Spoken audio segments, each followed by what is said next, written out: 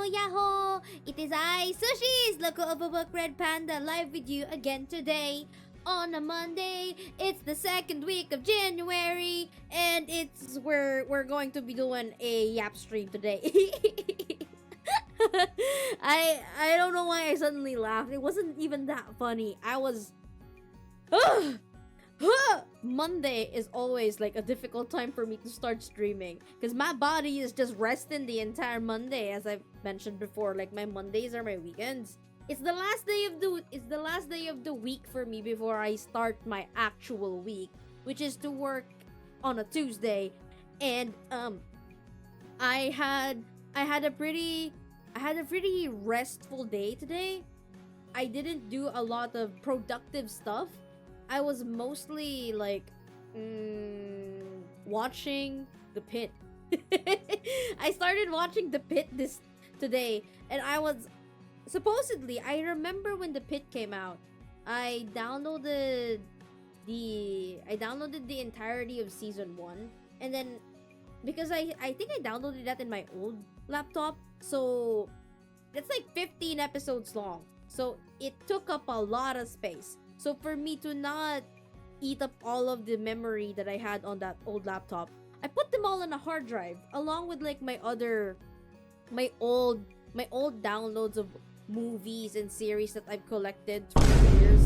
And then, hello Yancy, welcome to the stream, and you too as well, Wandering Bee. Welcome to the stream. Congratulations on getting first. Hello, how are you? Good evening. I am once again complaining about my Mondays, which is me resting for the rest of the day and then streaming at night, which is like something that I do want to do, but the laziness in me sometimes just crawls in and hugs me from behind saying, what if you don't? To which I say, why not?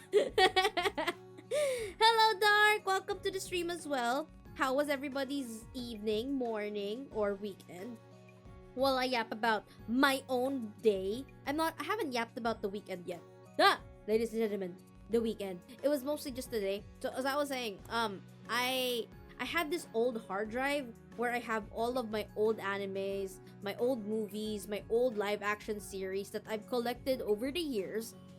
And I don't know why, but I knew that this hard drive was already kind of broken for like the past few times that I've downloaded things in it, and then it kind of corrupted it, and then I had to re-download everything again, and then now it's happening again, and I have just lost a bunch of stuff in that hard drive. So like I was supposed to watch The Pit, which I've downloaded in that same hard drive, and now I can't open it. So now I had to resort to the fact I had to do streaming services again, but not the legal ones, mind you. I had to do the free streaming services. And I'm not gonna say what streaming service I'm using. Oh, thank you for the food, Bee. I had to resort to using some under the table streaming services to watch The Pit, and out of 15 for the rest of the day, I have reached episode 6. I had to stop by episode 6 because I wanted to do something else. I can't just spend the entire day watching an hour episode of The Pit and do nothing with my life. I mean, weekends are supposed to be for that, but I also wanted to do something a little bit different other than just watching The Pit, which technically I also did because while watching The Pit, I was playing Avatar. I was trying to do most of the side quests before I could continue the story on tomorrow's stream. But that's enough about today. What about everybody? How's everybody doing? Coding a little and playing too much Minecraft later. That's okay. If you work hard, you play hard. I just woke up, but my morning's been okay so far. Good morning, Slayers. Good morning to you. Ito. What else have I done today? I started doing my exercise routine again, and it's definitely changed from what I intended to do for like every Monday mornings. Because last week my plan was every month, because I am free every Monday. It is my free day. I decided to do my heavy routine every Monday. But like what was it? I was going to do like 5,000 steps with like 15 minutes stretching, and then maybe like 15 to 20 minutes of cardio exercise.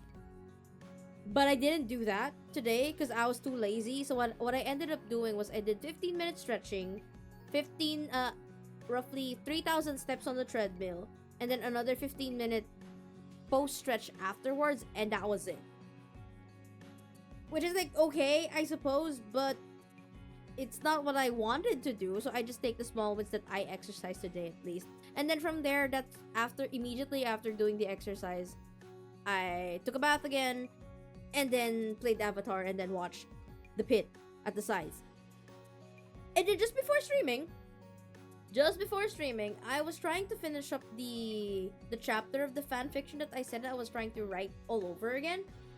I had this urge. The demons in my head are once again urging me to not stream because I was in that flow state of writing the chapter.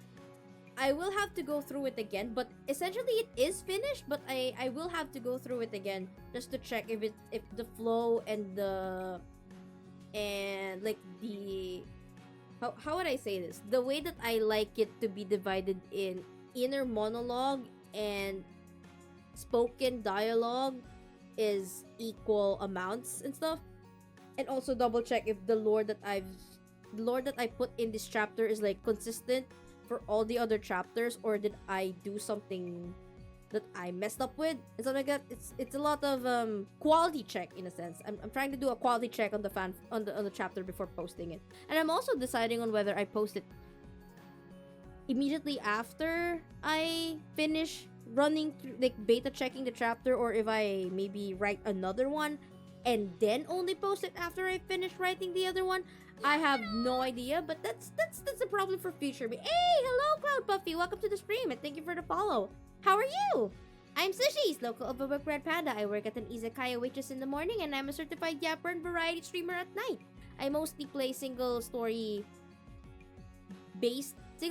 player story based games. But today I am going to be yapping. Mondays are usually meant for yapping because I touch grass a lot in the weekend. So my humskies, which is you, the people that follow me, not necessarily subscribe, but any follower I have in the channel, are called humskies.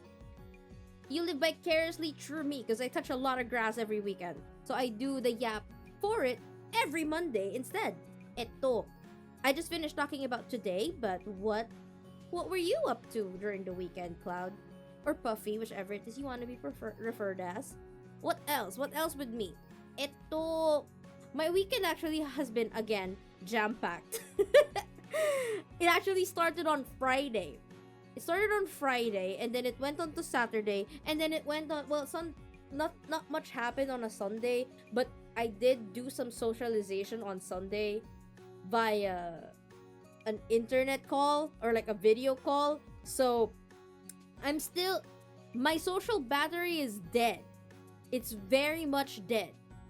It was like on Friday, immediately after work, I went to my friend's unit, the condo unit, because he's going to be shipped away for 6 months out in sea, and we're not gonna see him anymore again until like the next 6 months. He's gonna be off the grid. We can't talk to him. We can talk to him, but it depends on when he's like landed on a shore or a what do you call these? Anong English nun? Kung nakadako sila sa isang shipyard or whatever you call it, because he works as a seaman. Appear, thank you, appear, yeah, appear. That's the only time he has like stable internet. Other than that, if he's way out in the sea, we can't contact him. So it was our despedida, or this was his like 5th going away party, because he's been stranded here for like almost a year. The first instance was because he wasn't cleared for medical, so he had to stay for like another 6 months under observation. And then when the 6 months was finally over, it was around November and December, so he can't really go. Hindi siya pwedeng maglayag. Well, essentially, they can't really put him on a ship because there's no ship that goes out around November and December in the pier. So it was only just now that he's gotten a certified date, or like a rough estimate on when he's going to ride the ship again. So yeah, Friday we decided to go hang out in his place. I went there with a bottle of alcohol on hand, and I lost my thought. I lost my thought. I was gonna say we were supposed to play games, but we technically didn't. We just like ate food and socialized, and I mixed a couple of drinks for them because I really wanted to make them try. I feel like I mentioned this before, but I feel like I have perfected how to make tequila sunrise. Pero hindi tequila sunrise yung dinala nila nung hindi tequila sunrise, hindi tequila yung dala ko nung Friday. I instead asked them to buy gin because they couldn't find any tequila. So I mixed gin and orange juice with grenadine, which is like a cherry syrup. I mixed it.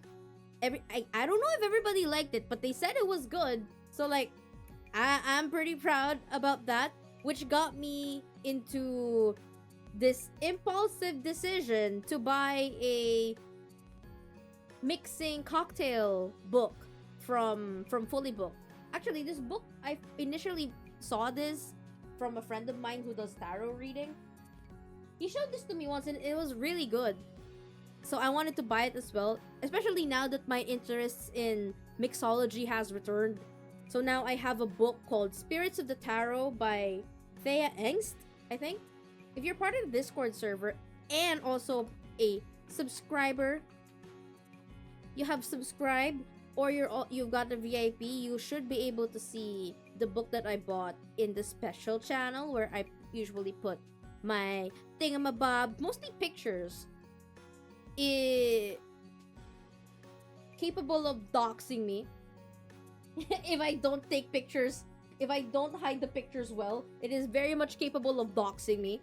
But yeah, I bought this book to increase my bartender skills because I cannot just be a one-trick pony with tequila sunrise or gin tonic or gin pomelo, which is a very popular drink here in the Philippines. Oh my god, it's so hello again, Minokalu. How are you? How was the weekend? How was your day? Have you eaten? Has everybody eaten? So I bought that book and I was going through what was inside it, or like what ingredients or what drinks I need to be able to like go through the entire book. And yeah, that's gonna be a little bit difficult for me. I'm gonna probably have to simplify most of the recipes in this book because one, they do ask a lot in terms of the kind of alcohol that I'm gonna use, and I'm the only one at home that's going to be drinking this, so I'm gonna have to change some of the alcohol, at least the brands or the kind of alcohol that they're using, because personally, in my like 10 years of existence of drinking, I suppose I particularly only like tequila, vodka, and gin. I'm not a big fan of whiskey, although sometimes I do drink whiskey. Rum, I haven't drank a lot of. Cognac, I haven't tried. There's this one that I feel like margarita I drink. What else? There's this one that I'm kind of interested in trying. Curacao? I don't really know how to say it, but I'm interested in trying it out. Now my problem is, where am I going to find these lesser known drinks in like the supermarket?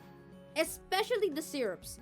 There are a bunch of syrups in these recipes that I need to either make or find out where I can buy. And then there's also like the size of the ice, the cups that I need to put the drinks in. So it's all going to be a lot of DIY, or at least very Filipino bartending with the slice of Filipino cookery, which is tansyado kayo. Madalas tansyado do. These drinks that I'm going to be making, I don't know when I'm gonna start making them, but I'm definitely going to be trying out most of these. The ones that I can make, at least. The ones that I feel like I would be drinking. I'm not just going to make alcohol, or like I'm not just gonna make a drink because it's there in the recipe book. It has to be something that I am willing to try and willing to drink and make as well. But maybe in the future we can do like a bartending stream. Maybe not on Twitch. I don't know if we're like allowed on TOS to do like a bartending stream. Maybe I can just do it on Discord, like a special Discord stream where you can watch me in the kitchen make drinks and try out the drink that I make. And I'm not buying a full bottle, because what if I don't like the alcohol, or like just the alcohol is, what if I don't like it? What am I gonna do with this bottle of alcohol that I bought? So I'm thinking of maybe buying or looking for small, yung mga parang ano lang, mga one, it's, I don't know how much that is, like how much it is in milliliters, but like just this, if there's an entire bottle, it's like maybe two, like a half of that bottle.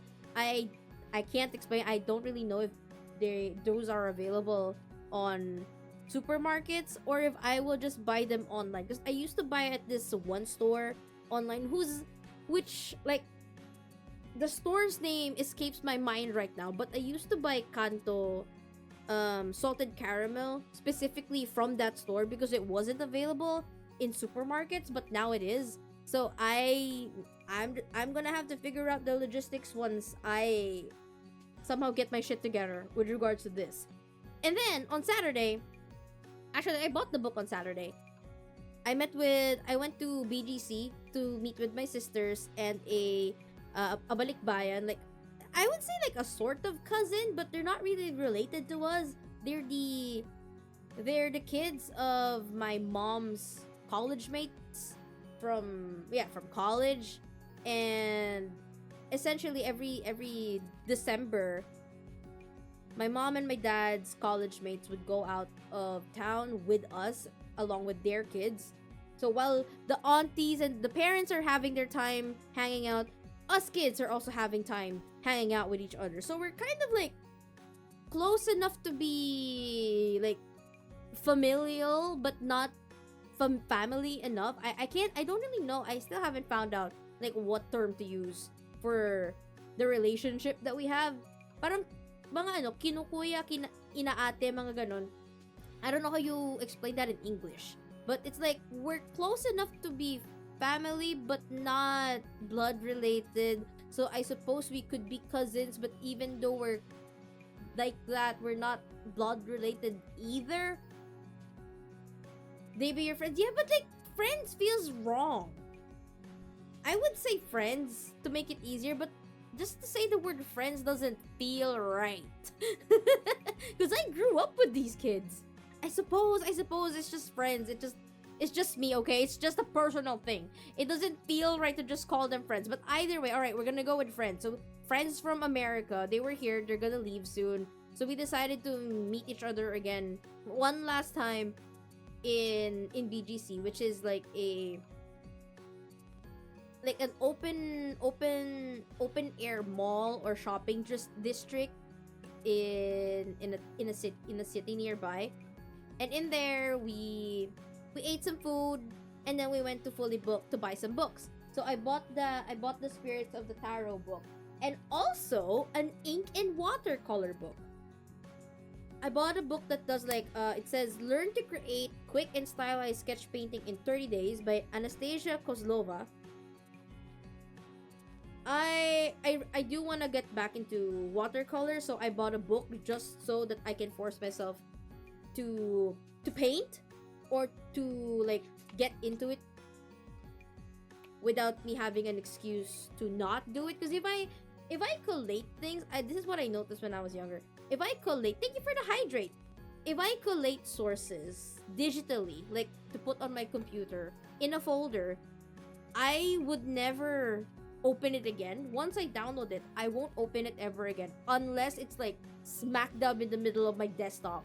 If it's inside the folder, I will not open it unless I absolutely need to like or remember that it's there. But if I don't see it, it's out of sight, out of mind. But if it's a book that I can see and put in front of me on my desk every day, I can work around it, or like I can at least remember to do it. So yeah, I bought myself an ink and watercolor book. I don't know when I'm going to be doing that, but it is a plan. It is a plan. Remember during my 2025 goals stream last week, I said that I was either going to do only one thing for yeah, if I see it then it doesn't exist. That is exactly me. Yeah. Isn't it the same idea? Out of sight, out of mind. So if I don't see it, then it doesn't exist. It's like just a different set of words, but same idea. But yeah, that's exactly it. I have the attention span of a goldfish when it comes to these things. So if I don't see it, it doesn't exist. So like I said, right for this month of January, I think I'm going to be finishing a written chapter first. And then by February, I think I might do painting instead because I will interchange it so that I don't like just focus on one thing and then forget about the other entirely. So the first chapter on this book is like let me see. What's the first one? I think it's a flower. Doot, doot, doot. No, it's a leaf. It's a magic green monstera. We will see how this goes. We'll see how this goes, but I do have them here. Maybe for this month I'm going to try and figure out what drink, maybe one or two drinks that I would want to do for the month of February and March. Just one drink per month. Para hindi sayang yung bibiling kong alcohol. I'm gonna have to plan through with it and see what alcohols are available. As for the painting, I just have to follow the book. 30 days siya. It says 30 days, but I'm gonna do it for 12 months. Let's be real. But anyway, that's about what happened to me. Eto... Bro, okay, so, we're gonna go. Let's go. Mahaba tong pag-uusapan natin today. So today, we are doing a tradition in this channel because y'all know me. If you're not new here, then you know that I am very passionate about watching movies. It's a hobby I picked up around let's say just halfway through college. I've always been a fan of movies, but not to this extent. Like watching movies has been like a pastime for my family and I. My mom and dad, when they were married, they said that like when I started getting like consciousness of like the things that like we had in the house, we used to have like a shelf filled with DVDs and CDRs of official DVDs and official CDRs of movies that they've watched when they were just starting their marriage and waiting for them to have kids. And then when we were younger, my sisters and I, we always watched. We were like introduced to movies early on, particularly Disney and Pixar movies. And then when I was in grade school, I think I remember my mom introducing me to a bunch of Steven Spielberg movies, Star Wars. She tried to get me into Indiana Jones, but I think I was much more. I do remember finishing I do remember finishing most of Indiana Jones, but I was more interested in watching Jurassic Park and Star Wars more than I was with Indiana Jones. I tried to get into Lord of the Rings, but the second DVD that we had, I think the Towers movie, it was broken, so I couldn't continue the trilogy, and I just had to settle with like the Hobbit trilogy instead. And then sometime around college, I started getting interested. Oh, I think it was during like English literature or Filipino literature class. I don't remember, when they would give us extra credit if we watched the film festivals that were available here every August and December. And around that time, I started getting really interested in local movies that weren't just the blockbuster types nung nina Vic Soto, Vice Ganda. Like I was looking for movies with a lot of substance. And around that same time too, I started getting into the Oscars, mostly the movies that were like nominated from the Oscars or in the Oscars. And then I was like going through the Oscar nominations. I would watch those movies, and then I started getting interested in directors, cinematographers, like the artists themselves, like the actors and the actresses themselves, until I find myself where I am, watching movies as a way to escape. Because when I was younger, it used to be anime, and then at some point in time, it kind of moved on to other mediums that's not just anime. I moved to live action, I moved to movies, I moved to comics, I moved to manga. It's a lot of escapism for me when I was younger. And but now I guess it is still a bit of that, but also trying to look for the way that I consume movies now is a way for me to immerse myself in a different. Sounds like you found a new hobby. Like it's been a hobby of mine since maybe a hard hobby of mine, watching movies. Maybe 5 years now, like watching movies consistently. Watching movies in the cinema consistently as a hobby has been going on for 2 years, and it is the one thing that I do want to make even stronger this year, especially now that I don't know if you've been on that side of Twitter, but there is a increasing, how would you say this? How would I explain this? There is an increasing community in the city that I live in. At least the film commission something something, I forget the name, but there is an organization here in my city that is starting to like buy the rights for international movies that aren't going to be normally shown here, like foreign films that aren't just from America. Some of them are coming from Korea, some of them are coming from Japan, some of them are coming from India and other countries that normally wouldn't show their movies here, but because of critical acclaim, there is a film body right now that is trying to get as much films from these international filmmakers to be shown here for like a limited time. So now it's the film industry here, at least the cinema industry here is booming, in my opinion at least, because we're getting, I don't remember what, there, Rental Family is a movie that I have been waiting for but knew was never going to be released here in the Philippines. So color me surprised when I found out that Ayala Mall is going to be releasing it around like the last week of January in limited theaters here in the Philippines. Hello! Oh my gosh, how do we read that name? Lila Red Moon Meadow. Hello! Welcome to the stream! So what is Rental Family? Rental Family is a movie by... oh shit, what's his name? Brendan Fraser. It's a movie by Brendan Fraser. It is a Japanese movie. And if you're familiar with it, there is a trend in Japan where you can rent essentially a father, a grandfather, a mother, a girlfriend, a sister, or any family member that you want to rent. That's the plot. The plot is Brendan Fraser's character is a washed out actor in America, and then he gets an invite to be part of a rental service in Japan where he has to act as a family member along with this other, like a complete family. He has to act as a complete family with this other set of actors for I don't remember for which character. I think it's a little girl or something, and they all pretend to be a family. And I knew for a fact it was never going to be released here. I think it's an A24 movie.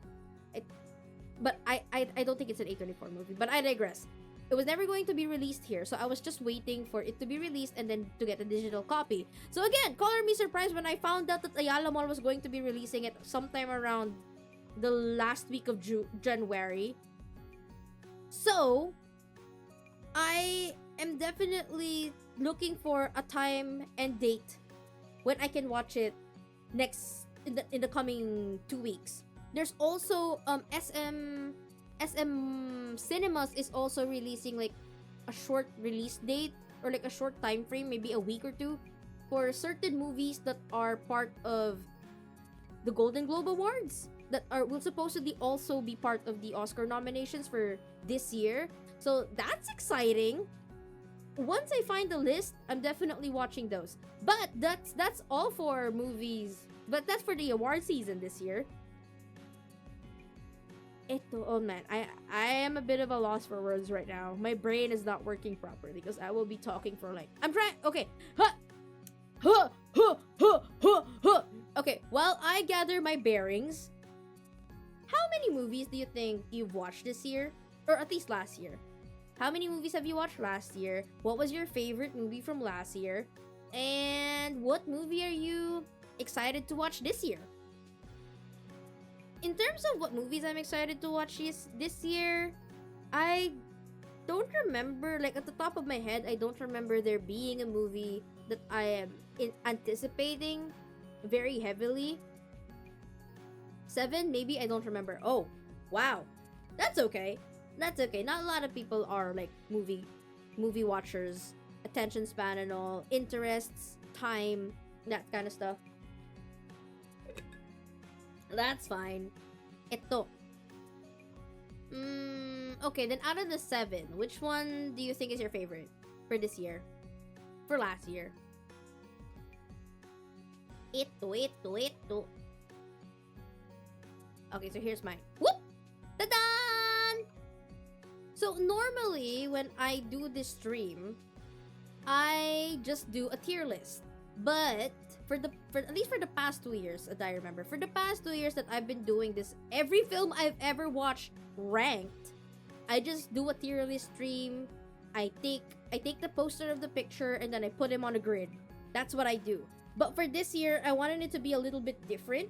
So for every film I've ever watched last year, I have taken a single screenshot from every movie that I've watched. It's kind of hard to do because especially this year, most of the movies that I put in here, I watched in the cinemas. So I had to wait for, at least for the latter parts, the latter halves, like maybe the movies that I watched in October, November, and December, I couldn't get any screenshots that I wanted to because they were only available as like a film trailer or something like that, or whatever scenes were released online. That was the only copy, or that was the only copies of it that I had that I could take screenshots of, but they weren't the shots that I wanted. But anyway, this one, I would say that this one was a lot more work for me than it was for like the past few times that we did the tier listing for this kind of stream.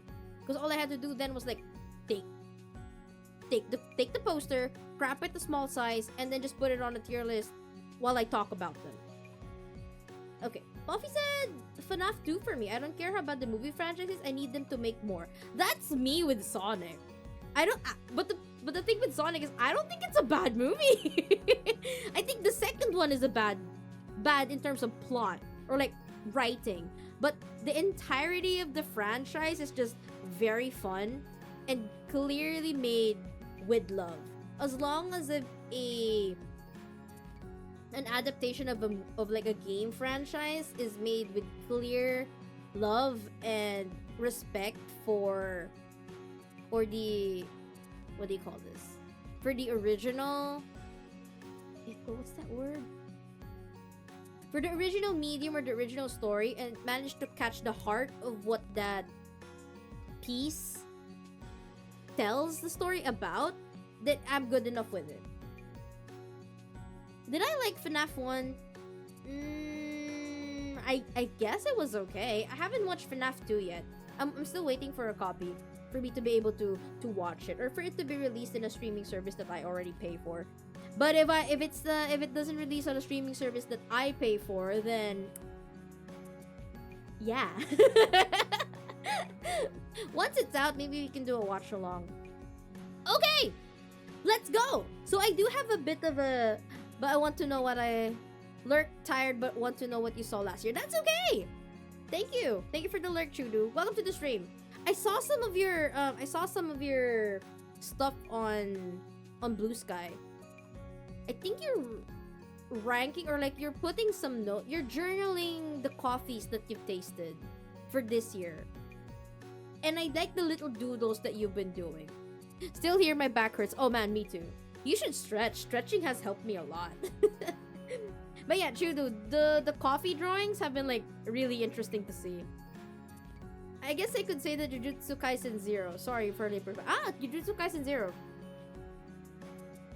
Good choice. I really like that movie. I like that movie. Okay, let's begin. I do have, as I said, I do have a criteria. So this is my tier list. So it has to be movies that I've watched from January 2025 to December 2025. And I used my letterbox. Yes, I have a letterbox.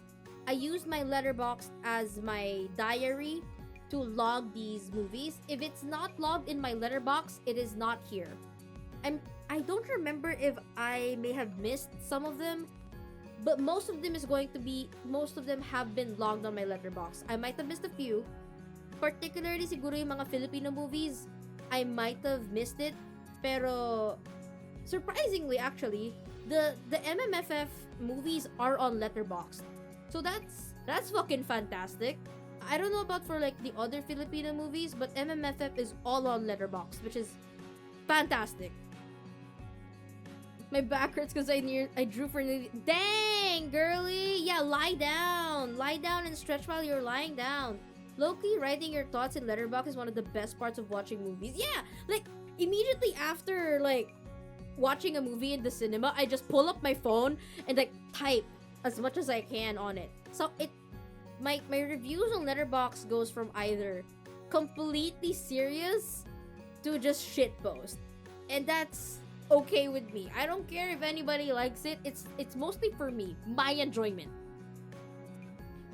Well, so thank you for the alert, B. Okay, so the screenshots, I did think about this. Like, what kind of screenshots would I like to do for this tier list?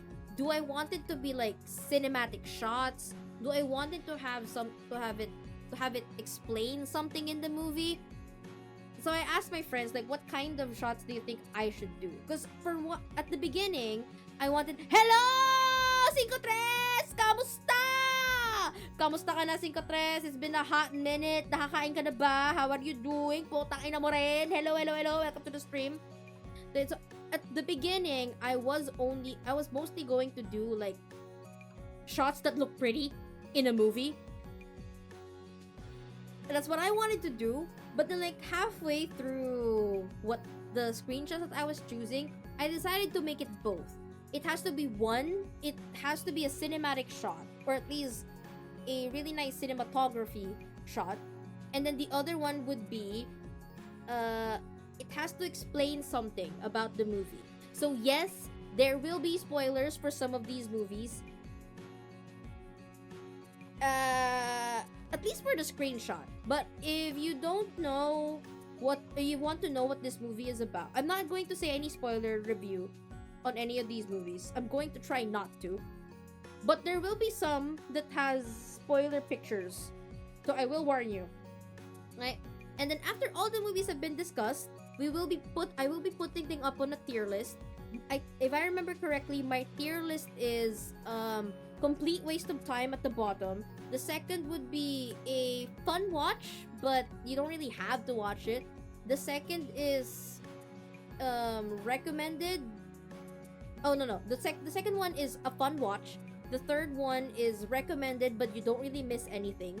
The second one is if you want to feel like a cinephile, you can watch these movies. And then the last one, the top one, would be my recommended movies of the year. Can't even call you Unk this year. I'm going to be 21. Dang! 23! Dang! Ano ba naman yan? Naramdaman ko yung likod ko. Nasisira ng dahil sa inyo. My back. Oh God! It's breaking apart. Why is those numbers so low? Yeah, so yeah. I'll explain more about it later once we do. Because we do have to go through how many movies? 64! Sayang hindi naging 6-7, pero hanggang 64 lang yung kinaya ko this year. I only managed to watch 64 movies. It would have been more it might have even reached 67 because I wanted to watch the entirety of Paul Thomas Anderson's filmography, but I didn't have the time to do so during the entirety of December. So out of his like 10 movies, I only watched 4. So I'm gonna do the rest of them this year instead. But I did watch Magnolia, which is the highest rated film after One Battle After Another, which was released last year, 2025. So I essentially watched both of his top most rated movies. To be fair, PTA movies are long. Exactly, they're long.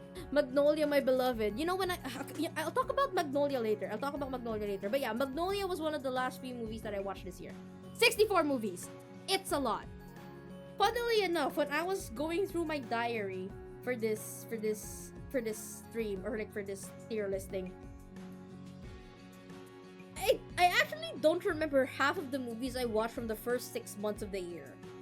I mostly remember the ones that happened in the last 6 months of the year, which is almost the same as when I did last week's stream for like the look back of the entire 2025. It feels like 2025 was divided into 2 halves, where the first 6 months is part of like 2024, and then 2025 only started since August up until like July this year. So it's odd. But anyway, I did watch a couple of movies at the beginning. So the first movie I actually watched for 2025 was, okay, actually, you know what? I forgot about this. Let's begin. It's The Help. Oh, also, the movies that are in here are movies that I watched for the first time. May pasok pa bukas, indeed. May pasok pa bukas. But we're here. We're going to talk about movies because, you know, why not? The movies that are part of my movie tier list are the movies that I've watched for the first time. That includes new releases in 2025 and past or like old movies that I've never watched but am watching for the first time for the year. So The Help is one of them. I watched this in January. I think I watched this literally on January 1st. Coming from New Year's Eve, because I was in my grandma's place and with my cousins and I, and we were just looking through movies on Netflix, what movie we should put up during the New Year's, and it ended up being The Help. Which is also kind of funny because The Help is one of those movies that I have heard of and known about for the longest time that I have been interested in movies, but I never actually watched. I have caught the last half, or like at least the last 5 minutes of this movie every single time it was on HBO when we still had cable, or like when we were in resorts or hotels. I keep only catching the last 5 minutes of this movie and I know nothing about it. I could have put my you know what, I'll just check my letterbox on my phone what my rating is for this movie. I think I put it as a 3, if I remember. But I only took this shot from The Help because it's the one that left a striking impression on me. Everything else was just like there. It was a well acted movie. It's been a while, so I don't really remember if like there were other striking shots in it that I liked. Cable haven't watched that in years. Exactly. Do you understand? I also haven't watched it in years. You know, it's been just streaming. But yeah, funnily enough, I don't really have a lasting impression on The Help. It's a good movie if you wanna like watch something of Viola Davis or a lot of black actresses that need further recognition from the industry. But generally a good movie. Yeah, that's all I have to say with The Help. We have 64 movies to go through. Yep. Flow! I included Flow in my 2024 movie tier list, even though I watched it in 2025, just because it deserved to be in the 2024. Hello, Shooty! Welcome to the stream. But this movie changed my life. This movie changed my life. I'm like, Animals. It's a movie of animals, just animals that doesn't speak. It reminded me so much of Wall-E. The animals were very expressive, and it's very what's impressive about this movie is it's made by an indie studio made up of like 5 people, and they did an entire feature-length movie that was so heartfelt and so adorable. And because the main character is a cat, there were times when the cat was in danger, and I was just imagining Tofi being the one in that situation. It was breaking my heart, man. Kind of reminds me of the game Strays. Yeah, this game very much feels like Stray. It does. That is exactly it. It's a very good movie. I would recommend you to watch it if you still haven't. It's a very good movie. We watched this on Discord as a watch party. Hold on. Yeah, there you go. If you're not yet on the Discord server, go ahead and drop by. Yeah.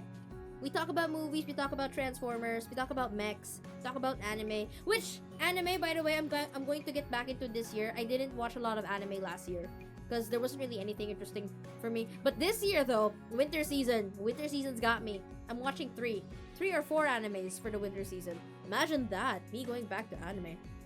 Oh, don't mind me, install Discord. Alright. If you don't have Discord, you can also follow me on my socials, which is available as Twitter or Blue Sky, whichever it is you prefer, whichever corporate overlord you want to give your attention to. But yeah, Flow, pretty good movie. Next, Willis and Gromit Vengeance Most Foul. I have such an emotional attachment to Willis and Gromit, man, and I'm not even British, but I have an emotional attachment to this series. Why out of all the scenes in this movie did I choose this one? Because it was very, how would I say this? If you watch this movie, it's very lighthearted. Yung mga colors that they use is very sunny, very bright. And then suddenly, when the plot starts kicking in and Gromit starts to feel like something wrong is happening with the gnomes that Wallace made.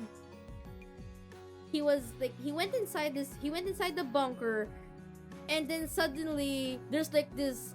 It shifts to become like a horror. They framed it like it's a horror movie, and when this scene popped up, I shit you not, I was like, whoa there!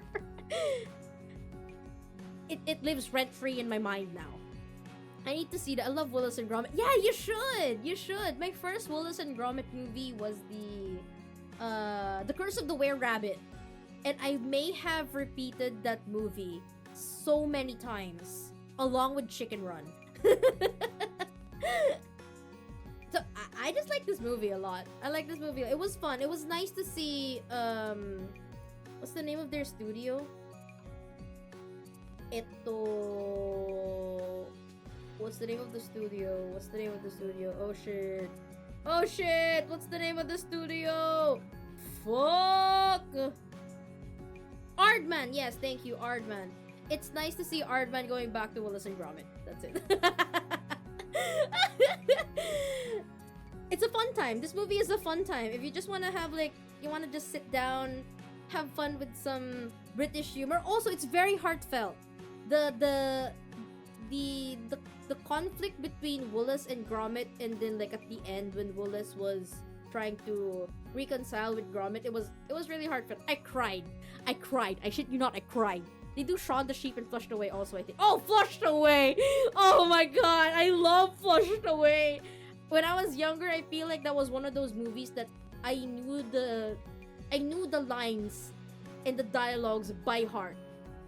In specific times when they said it, I could repeat the entire movie from top to bottom. It was one of those. Flushed Away, Lion King, Emperor's New Groove.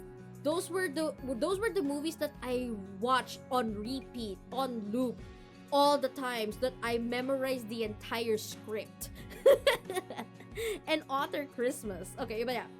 If you want to have a fun time, this is available on Netflix. If you have Netflix, you can go ahead and watch it when you just have a downtime or you just want to have, you know, not think and just watch a movie. Frozen and Megamind. Oh, Author Christmas. Oh, I see. Arthur Christmas. Ooh. I don't believe I know what Arthur Christmas is. Okay, next. The Zone of Interest. This was a 2024 Oscar nominated movie, A Zone of Interest. So if you're not familiar with this movie, this is a very, very slow-paced movie. If you're not used to watching like 3-hour movies that hardly has anything that happens in it, this is one of them. But what really got me interested what really got me interested in this movie was how boring and banal it is, but it's done in a way because if you look at this, I want you to analyze this picture. This is one of those shots compared to like the first movies that I watched this year. This is one of those shots that I was specifically sure this was the shot that I wanted to show on this tier list. Okay, so there's this family in the middle, right? You're looking at it and they're having a pool party. They're dressed in fine clothing. There's a garden. There's a gardener here. There's a maid here. There's like a picnic table here. It's a big garden. You know they're rich. They're minding their own business. They even have a greenhouse here. It feels all very suburban. And then you look at the left, and it's all red brick houses.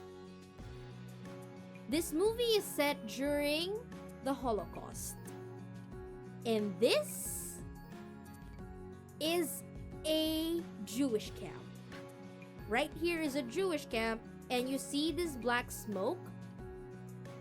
This is a Jewish camp that burns the Jews.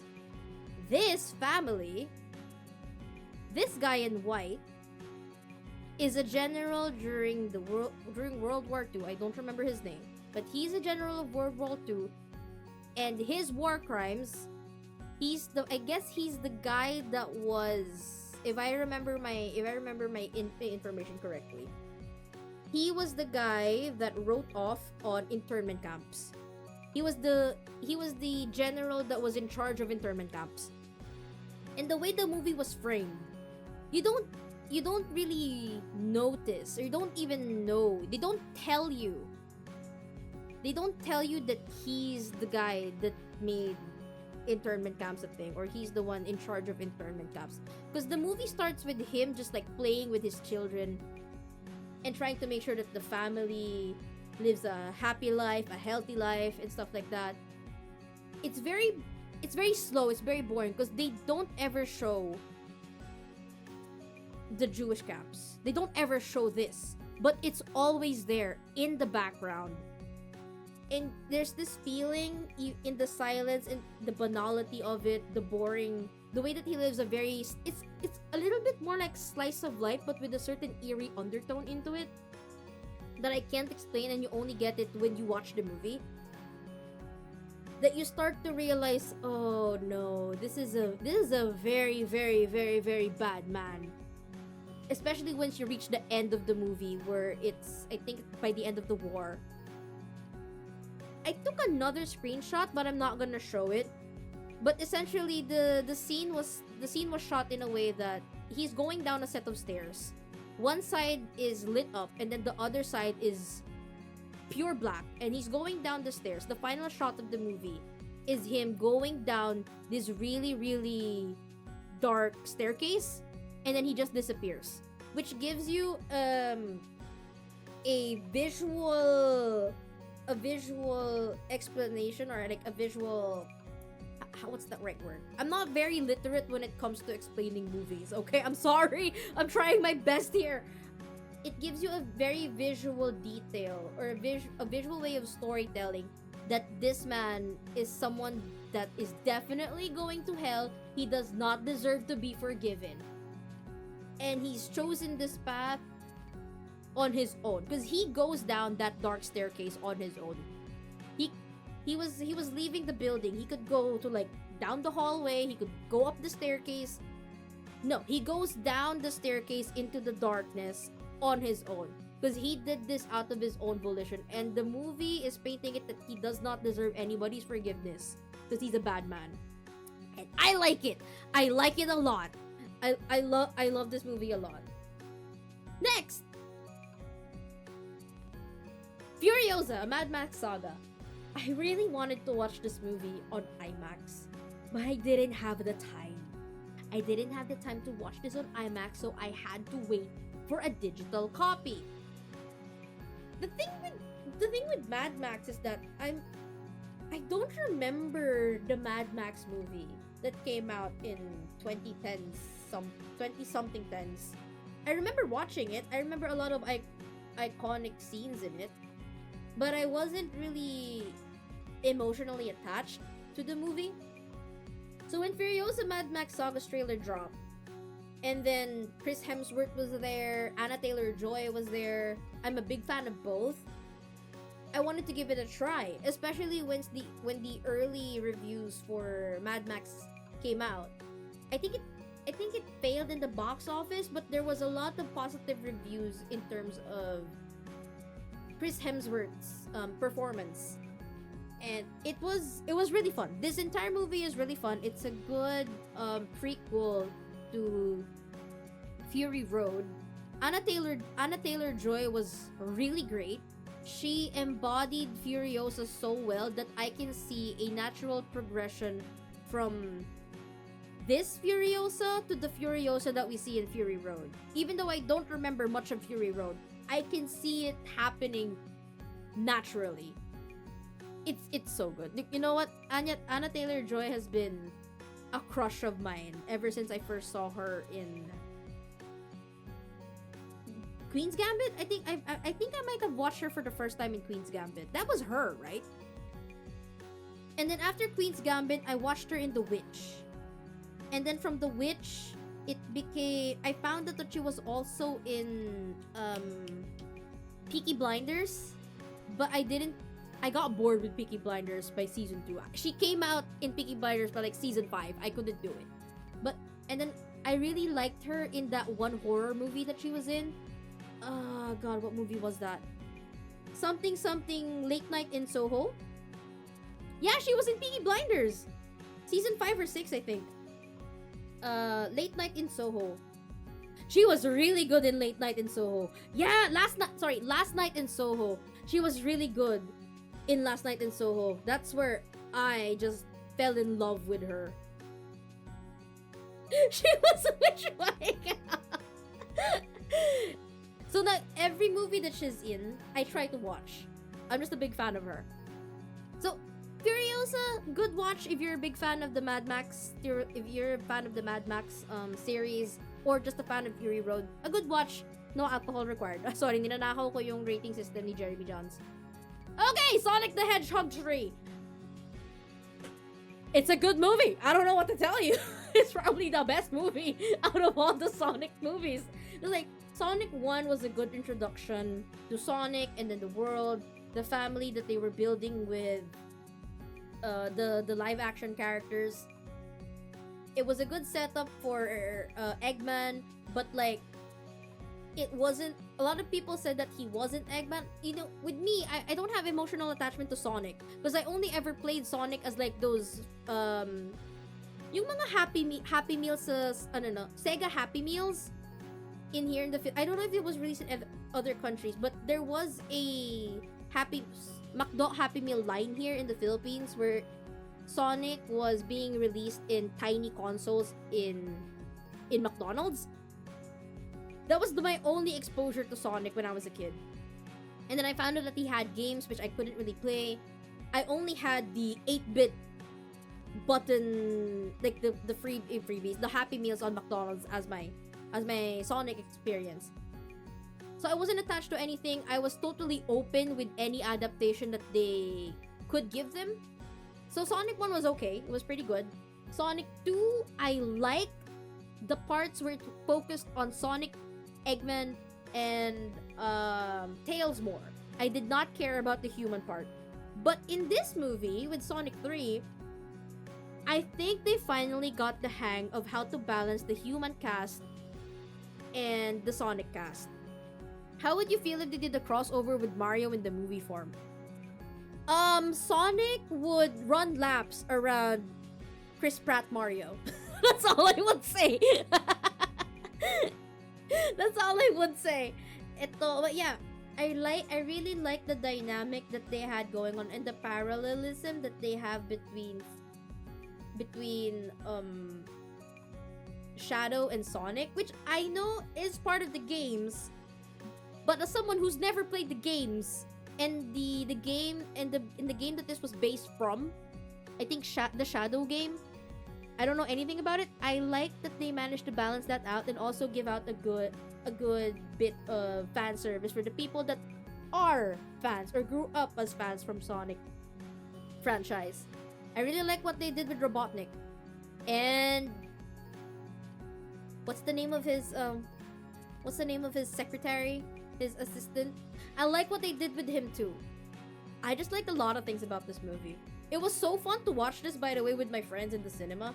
Normally, I would watch on the theater alone because I watch every Thursdays when there's nobody to drag with me to watch in the cinema.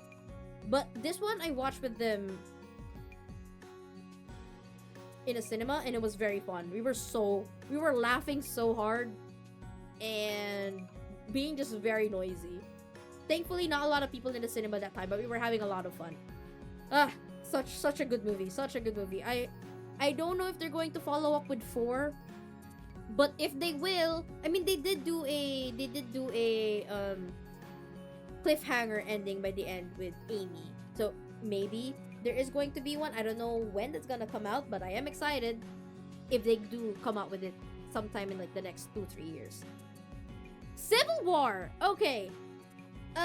This has been a movie that has been in my watch list for like a while now, but I only managed to watch it last year because of I don't know. I think I was just bored, and it was the first movie in my folder that I found.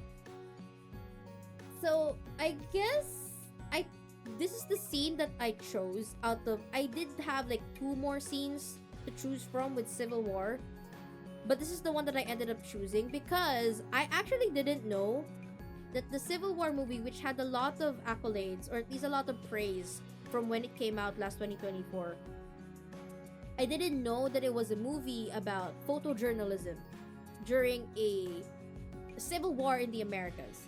So this is what I chose because this is the main. She's the audience point of view character. She's a newbie. She's a new photojournalist, and she is trying to find that one shot that would make her famous from the war, essentially. Kasi I think there's also like there is a theme around it about photojournalists not I lost my thought. But essentially there's she took a picture of somebody trying to shoot her. I think no. She took a picture of her mentor being shot while she was trying to take a picture of something that was happening in front. So this was a kind of reverse shot that instead of looking through the lens that she was using to take a picture of that one shot that she will get famous for during the Civil War. You think, look, there's bullet shells on the floor. The camera flips to the point of view of her taking a picture of the person that just got shot. I would say that this is a movie that's not for everybody, but I enjoyed watching this a little bit. It let my mind think about certain things, particularly with ano ba to? I'm reading through my letterbox. Taking shot after dark says. Oh yeah, and how closely related it is in terms of like the political happenings in America. Yeah. Next, The Apprentice. This movie surprised the heck out of me. Sebastian Stan needs more work. Where he go? You know what? Sebastian Stan is a good. Hello, Traylo! How are you, Traylo? Kamusta ka naman dyan? We're doing our movie tier list today. The movies that I've watched this year. Mostly screenshots. The way I'm doing it very differently this year. I am taking screenshots from every movie that I have watched this year and then ranking them up later. Right now we are at our 2, 4, 6, 8, 9th movie. 2, 4, 6, 8. Yeah, no, 8th movie. I watched The Apprentice on February. Sebastian Stan was fucking amazing. He was really good at this film. Because like the film starts with him as Donald Trump, but he's not acting like the Donald Trump that we know right now. He feels like a person, essentially. And then the more that he goes through his successes in life, being mentored by this guy whose name I forget, being mentored by this guy, you slowly see Sebastian Stan morph into the cartoonishly evil guy, businessman, now president of the Americas, United States of America. And the way that he transforms into him and kind of embodies the person that Trump is, it is so horrific and like amazing at the same time. He's such a good actor. Yeah, Sebastian Stan is killing it. He can do like serious roles, and he's also a very funny guy. So like I will go wherever this man goes. Whatever movie he's in, I will watch it. If you, because like I'm also a big fan of biography films. It's the one thing that I will always pick up if I want to. Or I have yeah, it's like animated movies, biofilms, and then narrative heavy films, and then just fuck it with all kind of films. Yeah, it's a good movie. If you're interested in just watching, if you're a fan of Sebastian Stan, definitely watch this movie. And what I also liked about it is how they kind of painted Donald Trump as a the way that they, how would you say it? It was done with great respect and also absolute shitting on Donald Trump. It was great. It was great because like you started with him, you wanted him to succeed, and you know he's going to be a shit person at the end of it, but you want to see it happen. And the movie does not shy away from showing how much of a shit person he is by the end. Hello, I'm Nico, and thank you for the snack. I will give Tofi his snack later. It's a fascinating movie, essentially. And it offended Donald Trump, so you know what? If it did its work. Interstellar. I shit you not, this is the first time I am watching Interstellar from beginning to end. Last year was the first time I watched Interstellar, and it was holy fuck. It was great. I watched it on IMAX too. They had a 10-year anniversary of it, and then they re-released the movie on IMAX. And I managed to catch it in like the last 3 days it was up on IMAX. And it was great. It was like for the longest time I knew Interstellar was great. I've seen a lot of clips. I know the twists. It's like I knew what was going to happen with Interstellar just based on pop culture references and everything. But I've never watched the movie. So when I finally watched the movie, and I was in an IMAX theater with like 8 other people, and we were all not minding each other's business. We were just watching together but not quite in the movie together. Does that make sense? This movie just sent me in a different dimension in the same way that Avatar did when I watched it on IMAX. It was just, I was fully immersed. I was crying buckets. And it's a movie about humanity. It's a really great movie. It's a great movie. This is the shot that I chose because I also found out, I probably knew way back then, but I found out again that there was a lot of Christopher Nolan did a lot of research in terms of how to visually show a black hole, wormholes, and this is the most accurate depiction of a black hole and wormholes ever to exist in media. So like, research, this movie produced a research paper. So I decided to just pick one of those scenes and turn that into the screenshot for this movie. Because it deserves it. It deserves it. But also not too tsaka gusto ko din yung, look at how small that thing is. It's a big size comparison. How big a black hole is compared to a space station that can fit like 50 people. It's huge. Also, thank you for the hydrate. Next, Balota. I was waiting for this movie for a long time. I wanted to get a screenshot of this without the subtitles, but you know what? My God, this movie was kind of frustrating to watch. Like, Marian Rivera did really great with the acting.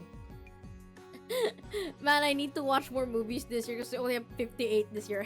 It took them multiple days to render that scene. I don't want Sue catching up to my count. Wag ka namang ganyan, Trelo. Wag ka namang ganyan. I don't know how many movies I'm gonna be watching this year. Pero I think, I don't remember how many I did 2 years ago and then like last year and then for 2025. I don't remember if it's like going up or down. But I definitely don't reach beyond 70 plus in a year. It's 70 below, as far as I know. But yeah, Balota, I just really like this shot out of all the shots that I could have gotten because, you know, vote buying and stuff, the Philippines and our fucked up political system and voting system.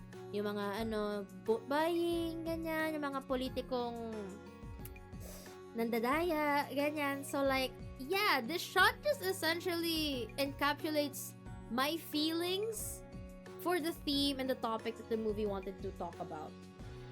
Yeah. I do think that there is a lot more to be desired with the movie. Kasi para siyang it's a little bit of a, I think it's a little bit of a black comedy as well. But it didn't really balance the whole comedic aspect of the movie with the darker tones that the movie wanted to say, in a sense. The movie was okay. I rated it as a 3, I think, on my letterbox. Yeah, okay, so I did rate it as a 3 because like I expected a lot from. I'm just gonna read my letterbox. I expected a lot from this movie. The trailer sold me on it. The poster was great. I expected a social commentary on how dirty politics can be here in the Philippines, especially in the province, with some comedic moments here and there. What I didn't expect it to be was a surface level take on dirty politics, campy caricatures of politicians, odd dialogue choices, and characters I never really connected with. The movie still kept my attention, but it's one of those one and done movies that you're supposed to make you think, but after you're done with it, so is your sympathy. Tangina, paulit-ulit na lang. Yeah, the new overlay is cute. It could be one of those movies that you would put on to like get angry at the politics in the Philippines. But I feel like Luna, General Luna is a better movie for that. Is Esnir for president? Esnir for president, let's go. Yung pag-aaway ni Esnir saka ni si ano yun, 'di ba? Si Esnir saka si fuck. What's her name? Basta yun. There's better oldies, I guess. Yeah, there's better movies. Si Sasa Girl, yeah. Esnir and Sasa Girl were funny. Pero sometimes they did come off as an odd choice to put in a movie that's trying to tackle dirty politics in the Philippines seriously, but at the same time not. Comparing to a gold standard, like yeah, yun nga, like if you wanted to watch a movie about if you wanted to feel more fueled rage and more patriotic and more moved to do something about this godforsaken country, General Luna was better. I like the small scale, but it also feel like it was trying too deep, but it was sorry. Yeah, exactly, Chudo. That was exactly it. It was trying to be something thought-provoking, which it did, pero it was holding itself back, in a sense. Yeah, next, American Psycho. I have never watched American Psycho. Only now.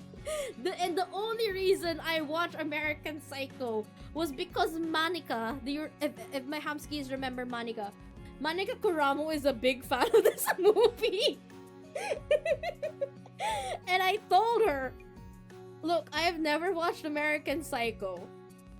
And she was like, oh god, you have to watch it. I'm gonna sit you down. We're gonna watch it. Because I don't remember when. I think it was around February and March, where there was a resurgence of American Psycho fans on Twitter. And with that rise of the fans, resurgence of the American Psycho fans, so did Manika. Learned that Sue never watched some movies. Yeah, I haven't watched a lot of movies, Trelo. As I was saying earlier, before most of the Hamskis came in, my history with movies, like as watching movies as a hobby, like an intense hobby of mine, only started like maybe 5 or 6 years ago. I was a fan of movies because I was raised in watching movies. You know, Steven Spielberg, Pixar, Disney, a lot of touchstone picture movies.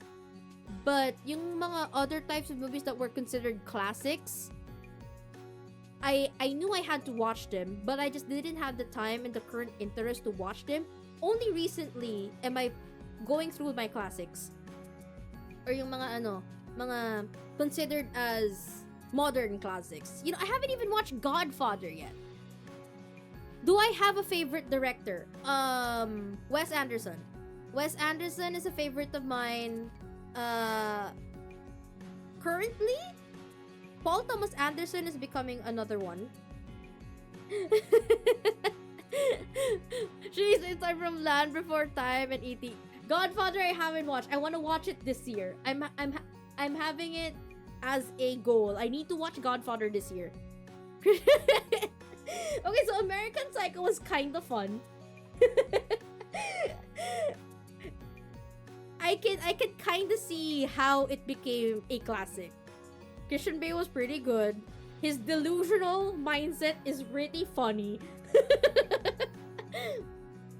I just dare, but actually go out of your way to watch them is a different thing. Yeah, exactly. So, pretty fun movie. I did a lot of, oh, that's the meme! Oh, that's the meme! Oh, that's the meme! But when the gore parts were starting to happen, I was really, disgusted. Like, oh my god, this guy is killing the women. Oh my god. Especially the ending. Like, I think the ending was a little, open-ended in a way. Because you don't really know if he actually did the killing or it was just all in his mind because he was panicking the fuck out. He was Godfather 2 because I don't like mafia movies as much. From a psycho to a vigilante. I really like Wong Kar-wai because that's mainly he is the pick of the 5.0 Cubao Expo Bia but the wired earphone girly. So I see. You're one of those. Okay. There's that. Mamma Mia. I also watched Mamma Mia for the first time last year. And I watched this with my friends as a drinking game. Yeah, it is. It's a musical based of... It's a jukebox musical of ABBA songs. And the plot is that this girl, played by Meryl Streep, her daughter is getting married. And the daughter doesn't know who the father is. So instead, what she does is she invites all the past flings that her mom had. So there's 3 men, just to figure out who the dad is. Meryl is the oh mama mia. She was so thirsty. And then my friends and I were watching this as a drinking game. Halfway through the movie, we were all just delirious and laughing at what was happening, and we were fawning over. I was fawning over the who was the guy? Who was that guy? Who was that guy? Pierce Brosnan. I was frothing at the mouth every time Pierce Brosnan was on the screen. I truly am my mother's daughter. Because apparently, my mom said her favorite 007 was Pierce Brosnan. And every time there's a new Pierce Brosnan movie, my mom would watch it immediately. So when I watched Mamma Mia for the first time, and I remember my mom saying that Pierce Brosnan was like his Hollywood crush for the longest time, I was like, oh, now I get it. I get it, mother. I get it. I too would be a huge fan of Pierce Brosnan if I was your age and he was at his prime. Like, he's still hot. Have you seen the current picture of Grandpa Pierce Brosnan? He's still hot. Pretty fun movie. Mamma Mia. If you like musicals, you like ABBA, go ahead and watch. You like Meryl Streep, pretty good movie. Pretty good movie. Next, The Night Bitch. I watched this for Amy Adams. That's it. I watched this for Amy Adams.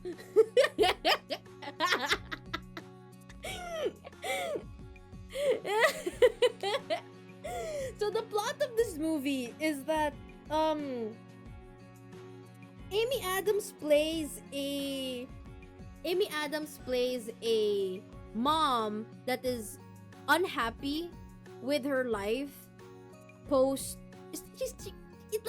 She's like having a postpartum depression, even though her kid's like 2-3 years old already. She enjoys being a mom, but there's like a lot of frustration in her with regards to not being able to do what she could have done in her career,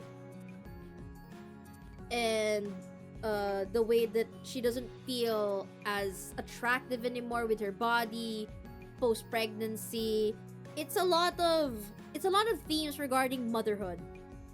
And what's the funny thing about this movie is that for some reason they tried to do a metaphor that for like I don't know how to explain it. She turns into a dog. She turns into a wolf at night, like very very visually, and you're left asking questions. Is she having a metamorphosis for real, or is it just like all in her head? And I don't really know, so I just take it with a question. I just take it with like a grain of salt. Yeah, she turns into a wolf. It's her journey. Like, the wolf is a metaphor for her journey for transformation or something like that. Anyway, what I wrote in my letterbox is that when you have to raw dog motherhood, this is what they meant. It's a heartfelt movie, I would say, but I did rate it like 2.5 stars. I don't know if guys would watch this movie and understand the pains of being a mother from the perspective of Amy Adams, but yeah. It's a quote unquote family movie. Quote unquote it's a movie about family and motherhood, and those are the themes that I resonate with a lot. So yeah, pretty good movie. Kind of weird way of tackling such themes, but you know what? It's art. It's movie. Do whatever. Titan. No, I will write that down. What is that movie? What do you mean you see me? See me what? Watch it for the she becomes a wolf. Okay, next. Anora. Anora won Best Picture in last year's Oscars. What I like about this movie what do I like about this movie? What do I like about this movie? The movie of Honora is about this prostitute that falls in love with a rich guy, and she has a lot of big dreams in terms of, you know, getting herself out of this financial predicament that she's in, and she starts believing that maybe this time this is the love that she can finally have a love that's not superficial and everything, and it ends up falling apart on her face because the rich guy is a fucking bitch. But you know, there is an argument in this that this only won Best Picture because of the sexy scenes of Honora and how it still romanticizes prostitution and that stuff. Regardless of all those, I still like this movie. Especially, it requires a lot of introspection in terms of how she ended up where she is, why the ending was like that. And you have, and the viewer has to understand that the Honora we see for most of the film is not her. This is the Honora that's, it's like a mask that she wears whenever she takes on the role of the sex worker that is Honora. We only see glimpses of who she really is during like heartfelt moments when she really thinks that this rich guy starts to finally love her, wants to fight for her, and then ends up not. And then when she's thrown out into the curb again after all her expectations were thrown off, she starts becoming more, she starts hypersexualizing herself again as a form of covering up that trauma. And then the guy that you would think that would how would you say this? Think that would what's the right word? Pagsasamantalahan siya, ends up not doing it. I don't know what the word pagsasamantalahan in English is. Abuse, not really abuse. Using her, something like that. Didn't, because he understood. Take advantage, thank you. Was going to take advantage of her, or he was gonna think with his dick. Didn't, because he knew that Honora was going through something else, and she was hiding the fact. She was ignoring the fact that she was going through something that she didn't want to process, essentially. It's a very thematic movie that you really have to think, put yourself in the shoes of Honora to understand. So I don't really mind this winning Best Picture for last year. It's one of those things that there were a lot of good contenders last year, and this was okay to win. The men just didn't like it winning because it's about a sex worker. That's about it. Yeah, okay. Next, Anatomy of a Fall. Pretty good movie. I need to watch it again. I need to watch it again. It's another one of those movies where the wife is not happy with her life because of the sacrifices he made she had to make as a mother for the family, and the husband that he married was a very victim blamey of himself, not really taking accountability for the sacrifices that the wife had to make. There were like microaggressions, very controlling yung ano. But then again, this movie is also kind of, it's a courthouse movie essentially. It's a courthouse movie because there is a murder that happened. They're trying to figure out if it's an accident or a murder, or there's a death that happened, and they're trying to figure out if it's a murder or an accident or a suicide. And while you're watching this, at least for me, I was on the side of the wife. I think they're trying to say that they killed him, but I don't think that she did. My suspect is the dog. At the end of the movie, they don't really tell you, I think, who the killer was. It's all open-ended. You can decide on whether the killer was the woman, was it an accidental fall, was it the kid, Was it a dog? Was it somebody else not entirely within the the story, or it was like a third party? There was like, it's a very good movie. It's like, it's kind of those whodunit, but it's not framed as a whodunit. It's a very good movie. I would, if you enjoy murder mysteries but with a dash of finesse in it, and not very comedy murder mystery type, but not as boring as, say, like the unfortunate way that Agatha Christie's movies or like novels are being adapted. Yeah, this is a good one. Next, Ang dami pa. Oh my god, ang dami pa. Nosferatu. Pretty good movie. It was dark.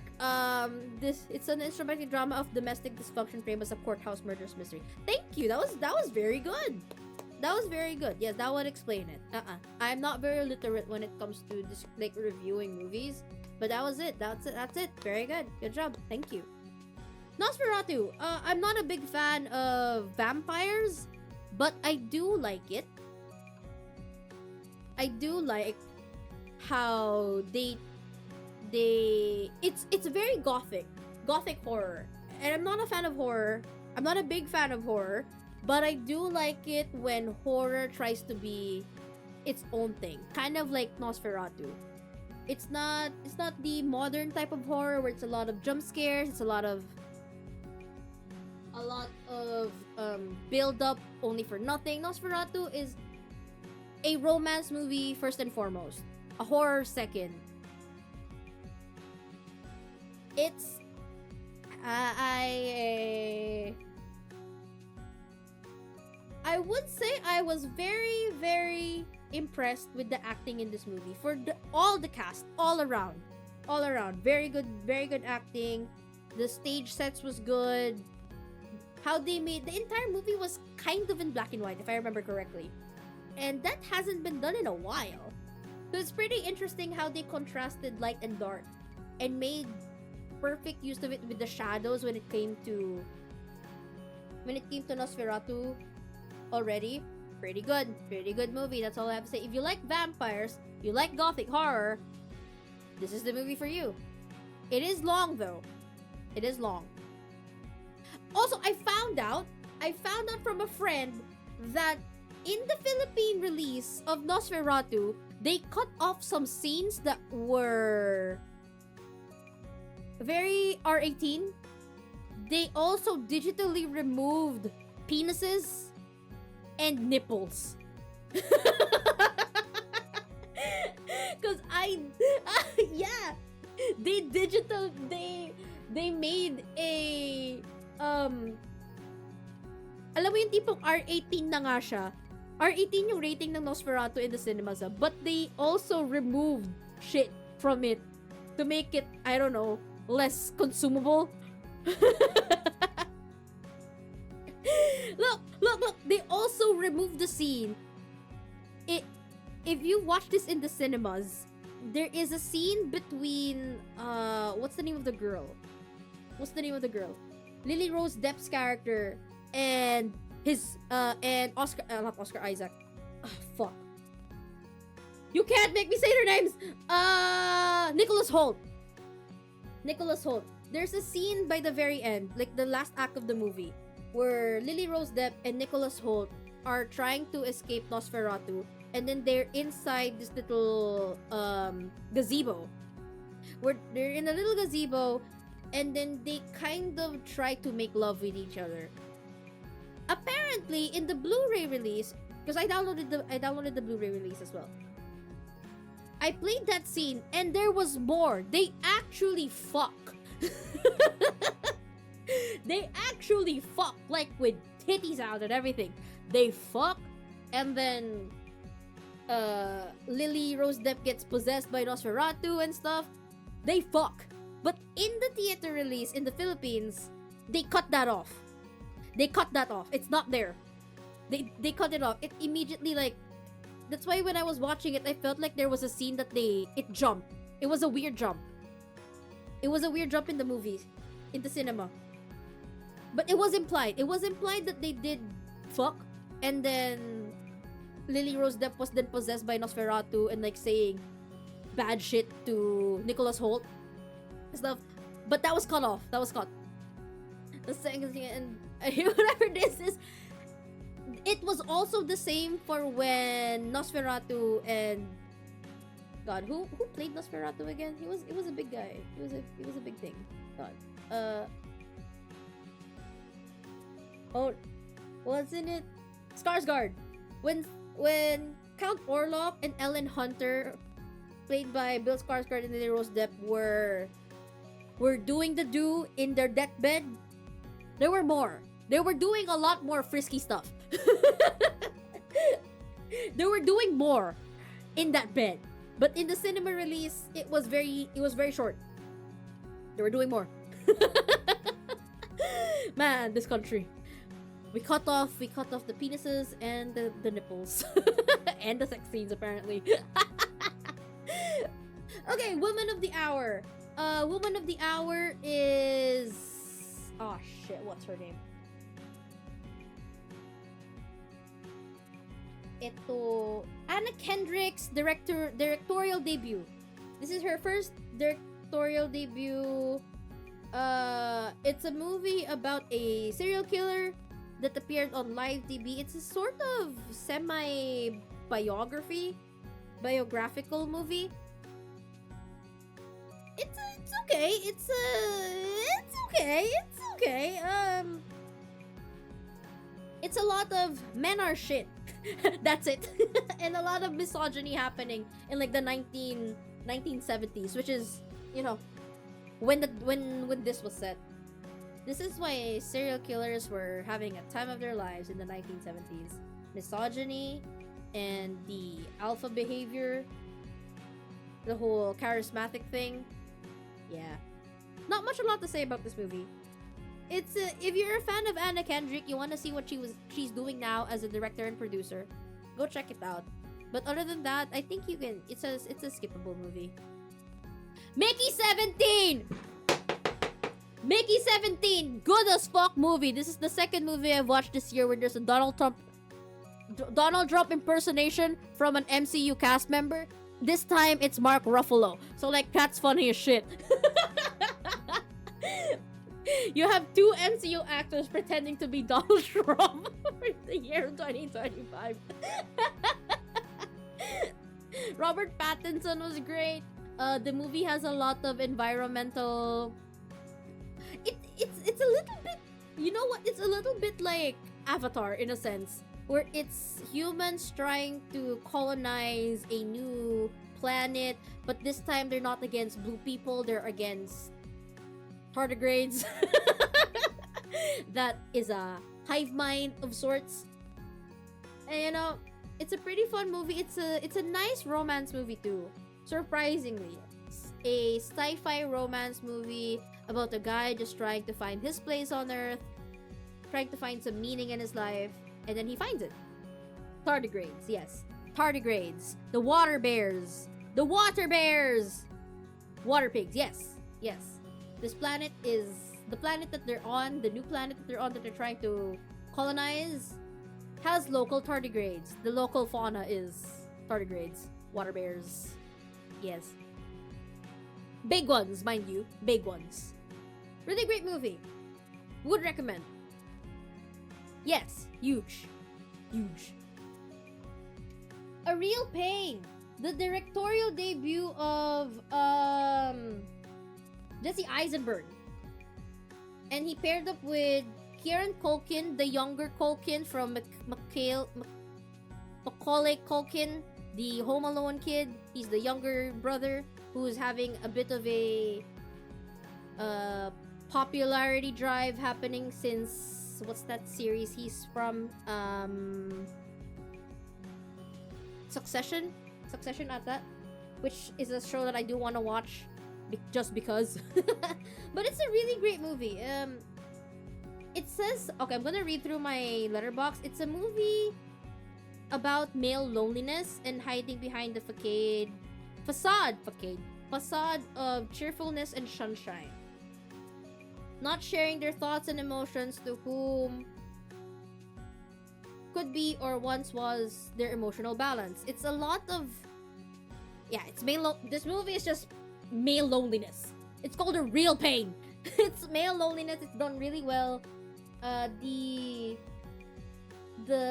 emotional I was really invested with the friendship that Jesse Eisenberg and Kieran Culkin's character has. It's great. It's a great movie.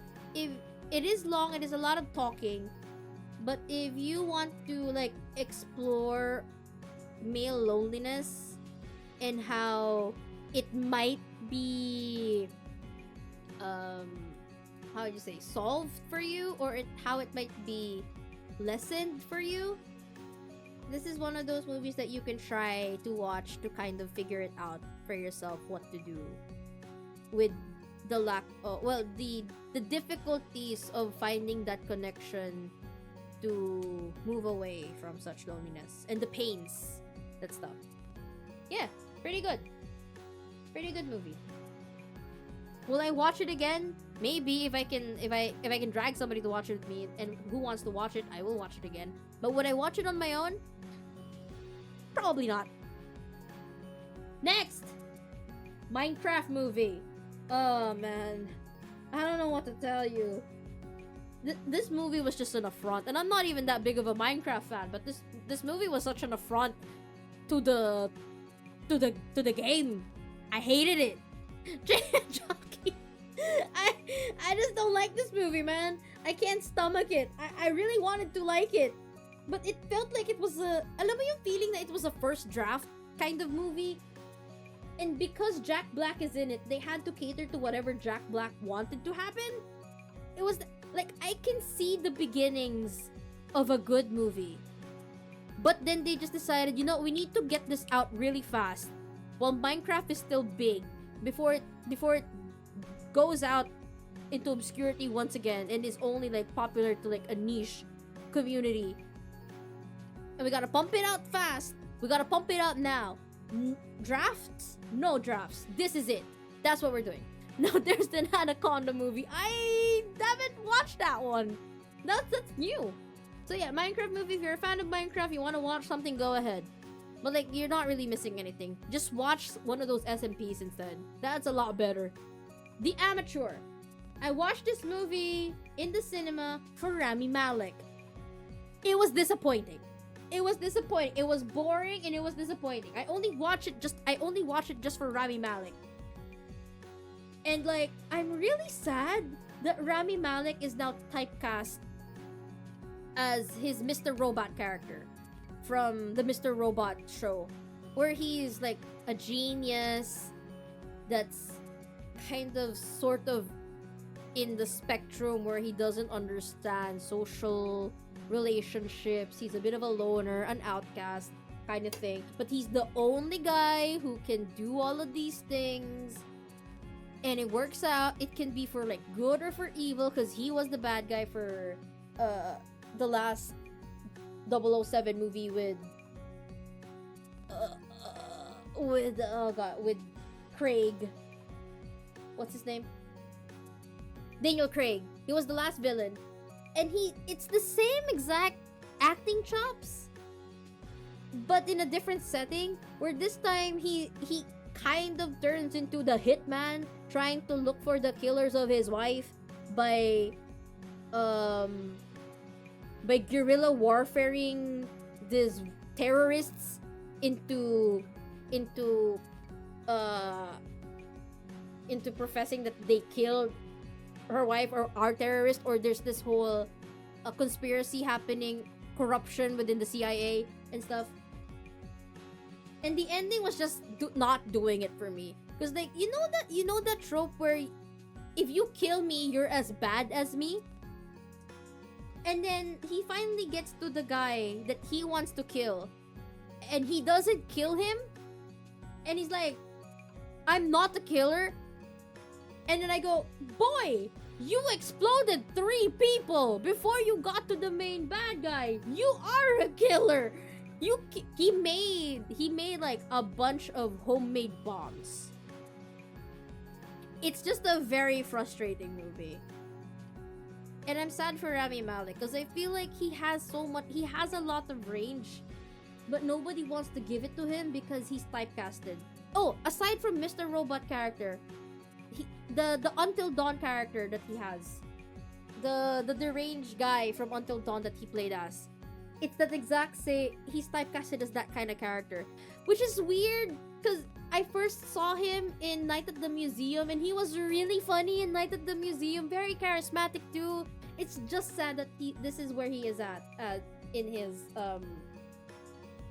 career. I hope I don't know if it's just the roles he's being given.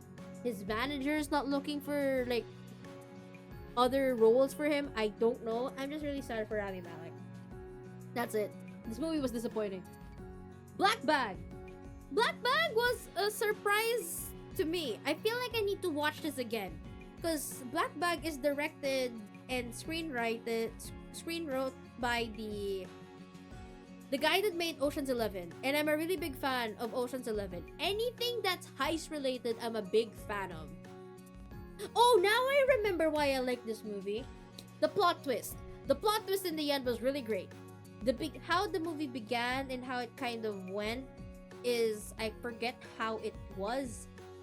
I think it was a little slow and less fanfare or less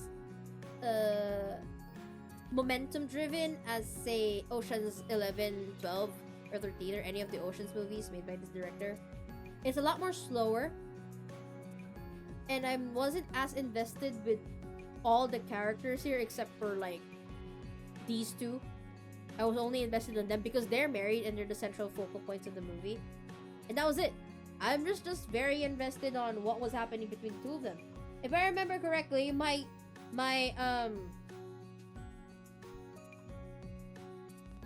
what was it? It's a I Love My Wife So Much movie. That's it. This is I Love My Wife So Much movie, and it's great. I loved it. If you like heist films, a little bit of movies with plot twists in the end, Black Bag, good movie. Sinners. Oh my god. Sinners. This movie ascended me when I was watching it in the movie. I was watching it in cinemas.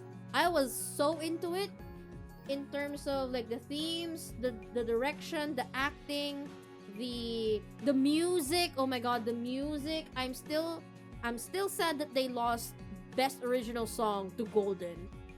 This movie had the best original song. Golden only won because it's popular. God damn it. But yeah, movie is really great. There's clearly a lot of passion behind this because it's Ryan Coogler. He always works with a black cast as much as he can, and in this movie this might as well be his like magnum opus because it's about racism, and then it's about culture, the black, I wouldn't say like just in general black culture, but like the culture with the voodoo, and like this is one of those movies where the vampire is really interesting. Vampires have been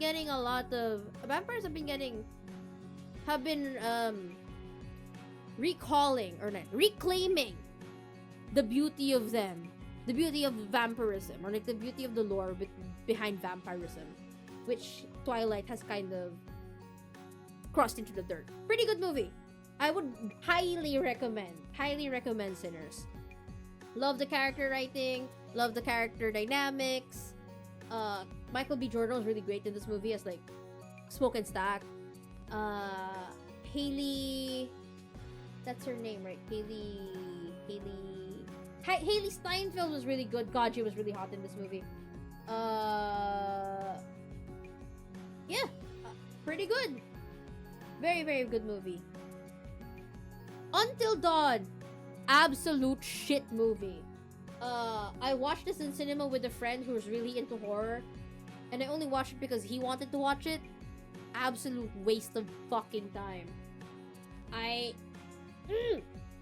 There was this one part in this movie that I wish they just did in it. Alam mo yung show don't tell? They ended up telling instead of showing.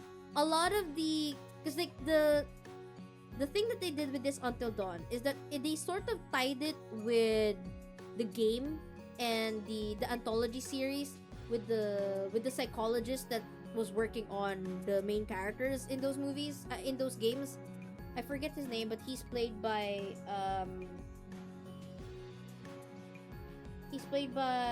God, what was his? Peter Stormare, Dr. Alan Hill. Peter Stormare was also here. He's playing the exact same doctor as the doctor that was in the games, Dr. Alan Hill. And he's still doing his experiments, he's doing that thing. He's testing out the human psyche and everything. But the whole time loop was interesting until it wasn't, because they hid the most interesting time loops in video, in a phone. And then there was also like gaps in their memories of like, sometimes they don't remember the time loop, sometimes they do. And then the only reason that they finally figured out that they were like 50 time loops into this mess was when they decided to open somebody's phone and they were taking a video. And then the best scenarios, I think, were the ones that they didn't expand on, and they instead left in that video camera. It was bullshit. It was bullshit. I absolutely hated this. Absolutely hated this. A waste of time. Next, Thunderbolts. I mean, it's a movie about depression, isolation, finding family, moving on from your mistakes, becoming something different, you know, owning up to your mistakes and moving on and stuff. Everybody needs therapy. A very good movie. I'm sad that this underperformed because the Marvel executives are just gonna get the wrong fucking notes from this. But at this point, with superhero fatigue, this is what people want. This is the kind of heartfelt movies that the Marvel fans want more of, rather than the stuff that they are definitely going to shit on once they release Doomsday. Because Fantastic Four was also great, which I will talk about later. But yeah, Thunderbolts, or New Avengers, if that's what you want to call it, pretty good movie. You don't even have to watch the past Marvel movies. Just watch this one. It's pretty great. Everybody's well acted. It feels like a new kind of... It's like, to me, it's like my second Guardians of the Galaxy. I just like found family movies a lot. But compared to how broken or like messed up the Guardians were, this one is very like mentally broken people that just didn't know where they belong, and people hated them because of what they did. Got a work meeting though, so lurk. Bye, Shooty! Thank you for lurking. Oh god, there's more. Okay, Lilo and Stitch. Absolute dog shit. Just watch the animated movie. It was way better. They didn't do anything with Pleakley. They didn't do anything they did do something with Jamba, and it was the worst decision ever because they mixed Jamba's character with Gantu's character, which makes no fucking sense. They destroyed Nani's character. Stitch was pretty cute. You know what? Stitch is cute and everything. Sure, fine, whatever. They gave... What's the name of the guy?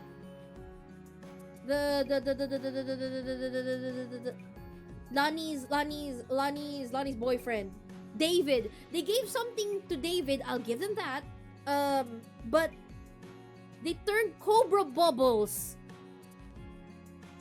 Oh man. Cobra Bubbles, what have they done to you, Cobra Bubbles? They butchered it. They butchered Lilo and Stitch. Immediately after watching this movie, I went home and watched the original. And then proceeded to watch the other sequels. Great fucking series. Absolute dogshit live action. Next, Mission Impossible: The Final Reckoning. What is Tom Cruise? And how is he 60 and doing all this shit? That's it. That's it. I do think that The Final Reckoning is very long. But you know what? For Mission Impossible, I don't care. I don't care. I love Mission Impossible. I don't fucking care. I love this movie. Really great action set pieces. It's one of those... It's very rare now that movies would do on-set actual set pieces and do stunts live on set. And you can definitely tell compared to, say, action blockbusters not made by Tom Cruise. It's very, you compare them side by side, and it's very obvious when they use CG to kind of pad up the live action set versus an entire action set piece done in Mission Impossible. It's the best. Like, this isn't even the best one. There's like 3 action set pieces in Mission Impossible: The Final Reckoning. There's the one in the submarine, there's the one in the plane, and then there's another one. But this one is where this is the one where I just went, whoa. That's claustrophobic as fuck. And I was really intense. Like, you knew Ethan Hunt was gonna get out of here. He's Ethan Hunt. He was gonna get out of here. But like, this was the point in time when I was watching that I was locked the fuck in. Okay, Mr. Ethan Hunt, I know you're gonna survive, but how are we gonna do it? You gotta tell me, you gotta show me, Mr. Ethan Hunt. It was great. I love Mission Impossible. Also, Haley Atwell. I just love Haley Atwell a lot. I do like that. Were they romantically involved? I feel like they were. But at some point, Haley Atwell's character was like, yeah, this is not gonna work out. We can be a fling, but we're not gonna be together. And that's okay with me. I know a lot of people were angry that they killed the previous girl that she was with. That Ethan Hunt was with. But it was kind of implied that she wasn't really dead by the end scene. But who knows? Mission Impossible is over. And then they decided to do an Oscar Awards for Best Stunt. And they did it after Mission Impossible is done. Insane. Next, Ballerina. This is set in the John Wick universe. Sometime around John Wick. Sometime between the happenings of the first John Wick up until the second John Wick, I think. It's nothing too out there, I would say, Ballerina. I do like watching Ana de Armas kick the fuck out of henchmen. It's pretty good, I would say. I'm pretty easy to what do you say? Please when it comes to, well, I wouldn't say. I get pretty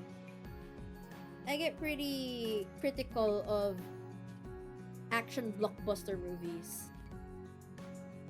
Ballerina was fine, but I do have a friend that's really into John Wick, and he said that this movie basically shit on John Wick lore, and I don't really fucking care. I just want Ana de Armas to kick ass. That's it. I just want to see her kick ass, take names, explode some men, and burn them into crisps. Oh, I think I took this scene as my screenshot because I heard that every stuntman's dream is to be burned alive. And in this scene, there were like 5 or 6 of them being burned alive consecutively. There was even this long take of just one of these guys just being burned up and trying to crawl into safety while they were burning up, and then he just flops down dead. It was great. The stunt team for John Wick and Ballerina are just having fun. They're doing whatever they want, and I'm glad to see whatever fight choreography they have in store. That's it. Elio. Okay, Elio is a movie that I have been waiting for since I saw the teaser of. I know it's not the best Pixar movie. It feels, how would you say it? I don't know. A lot of people didn't see this movie because, again, it wasn't properly advertised by Disney. It's Pixar at its, I wouldn't say it's Pixar at its best. The plot structure is very it's very what's the right word? Predictable? The plot structure is predictable. You kind of know where the beat is gonna go. But I do like how emotionally driven this movie is. And I was really invested with Elio trying to find a sense of again, recurring themes of movies that I like, a sense of belongingness that he wants to find. Because the movie starts at a very emotional beginning where he becomes orphaned and essentially his entire world collapses on itself because his parents are the only people that are kind of supportive of what he does and what he likes. And then suddenly this world is taken from him. His aunt can't really find a way to connect with him, and he feels like it's his fault that his parents died. It's a lot of self-blame for a young kid. And then he sees solace, solace in the stars with aliens. He wants to be taken away by the aliens so that he can visit in his own words, out of the billions of planets out there in the stars, there has to be one of them where I belong. There's also like this really nice quote in the movie that I used up on my letterbox.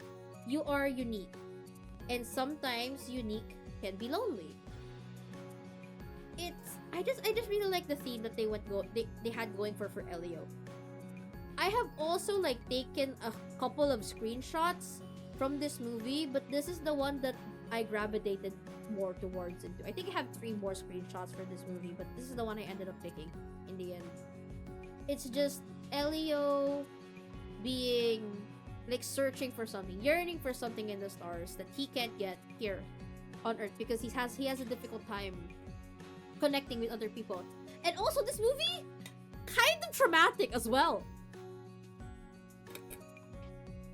Thank you for the hydrate.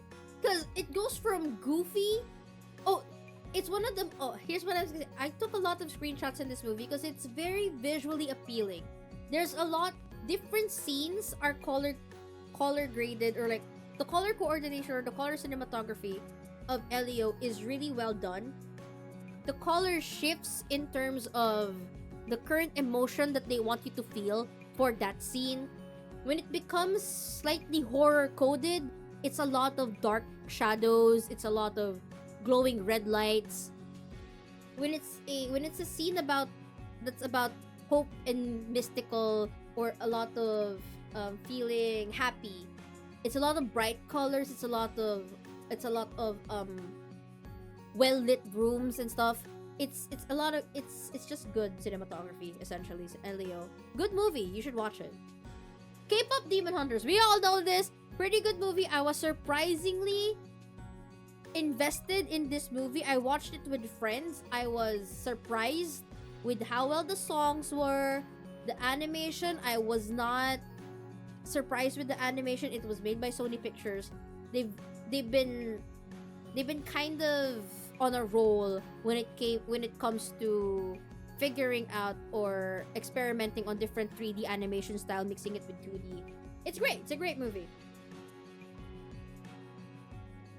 Oh. My bias is Mira. Where is Sinners and why is it 10 out of 10? I already went past Sinners. Hold on, it's right there. I'm going by when I watched it. 10 out of 10. Sinners is 10 out of 10. Yes, Tofi. Oh, here. Here, somebody gave you Superman. My God. Okay, so with Superman, I was pretty excited about it because it is directed by James Gunn. But I have always been a Spider-Man truther. I wasn't a big fan of Superman. I grew up with Batman, but I wasn't like emotionally invested with Batman. There's been so many Batman movies that had been released since like I managed to remember what movies are. But Superman, I've never actually like watched anything that made me invested in him. All I knew about him was that he is the quintessential Boy Scout.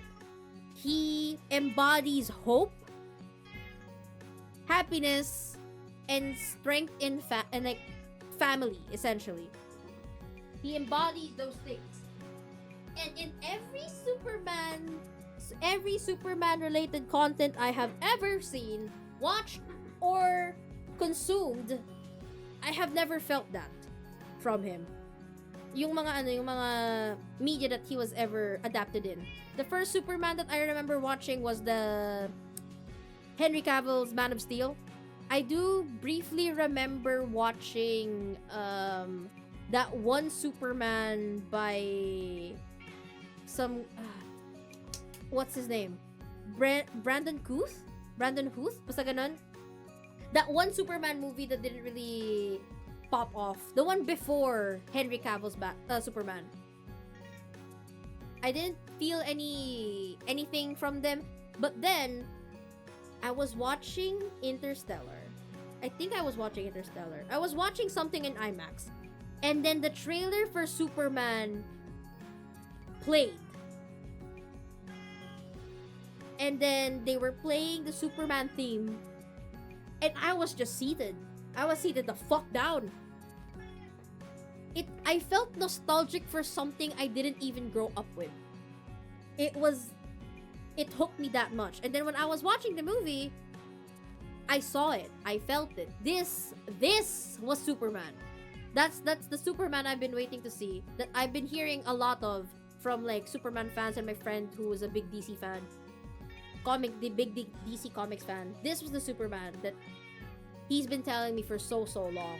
It's a really great movie. I like what they did. I like how they balanced the Superman storyline and then Lois Lane storyline and then how it kind of met up together.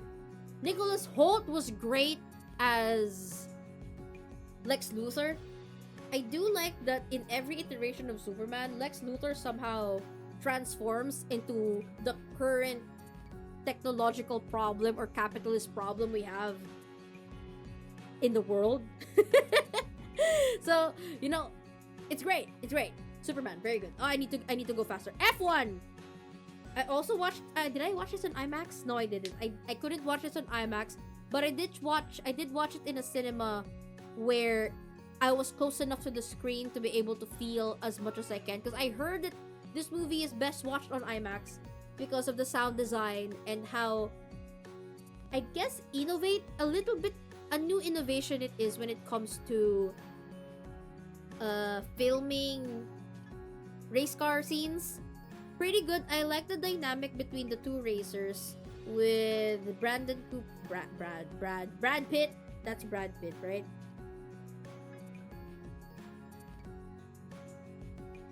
Yeah, Brad Pitt's character and Damson Idris's character. Javier Bardem was like really funny in this movie. I fucking love Javier Bardem. It's such a good movie. So much so that I feel like I want to get into F1 after watching this movie. And also Sony Hayes' character, Brad Pitt's character, is just, if you remember Haruka from Free, who's really addicted to water and swimming, that's Sony Hayes. He's addicted to racing. It doesn't matter what kind of racing. He wants to know all form of racing because he wants to feel that zone. He wants to be in that zone. He's addicted to the zone. Okay, Fantastic Four Steps. Pretty good movie. Also, pretty good movie. I watched this on IMAX. I still prefer Superman compared to Fantastic Four Steps, but I do like that they start, instead of showing us like the origins of Fantastic Four, because everybody knows the origins of Fantastic Four at this point, they went with a different direction and decided to include the baby. Make it into a family. Make it about the family, which is what Fantastic Four is about. And I like what they did to reinvent the characters of The Thing and Johnny, which was besmirched. Wow, besmirched, big word. Besmirched in the original Fantastic Four live action with Chris Evans and in the other group. the other people, and then the other one, the other reboot that we all don't talk about anymore.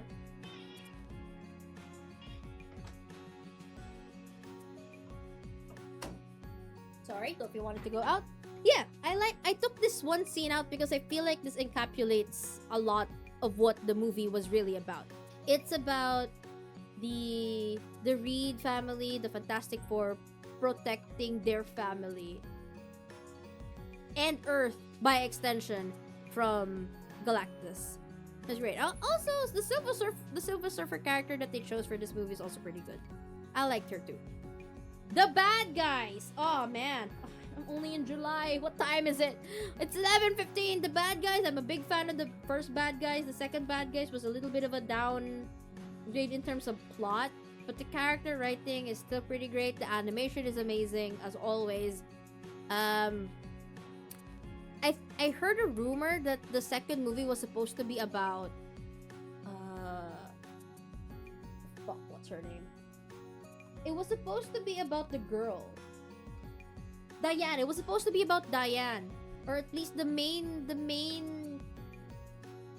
bad guys of the not them. The villains of the story was supposed to be connected to Diane and not these people. Not the original bad guys. But they kind of threw away that plotline instead. So knowing that and kind of going back into the movie, I do feel like that this movie was a lot less direction. It was a lot less focused compared to the first movie, where the first movie was the bad guys had to go good because they were trying to steal something. So they try to go good, and then they actually turn good at the end because they finally had that feeling, oh, maybe we can do something with our lives and stuff. We don't have to keep stealing and conning people out of their money just to feel better about ourselves, that kind of thing. But in the second movie, it was just about them being framed as the bad guys because other people wanted to feel better about being bad, and that was it. Yeah. It was a lot less focused. The movie was still pretty funny. The animation is great. They are trying to set up something for, like, maybe in the future they would do like a spin-off series where they're spies now or secret agents. If that comes into fruition, I would still watch it. It's just a fun time. This movie's just a fun time.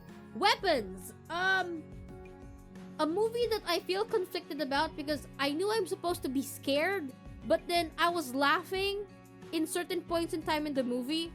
It kind of broke me out of immersion for a while, but then I guess that's how the movie was supposed to go anyway. I do like the structure that they did for weapons. Like the per character POV.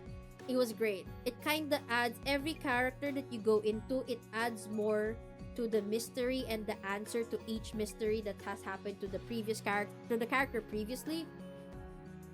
It was great. It's a great movie.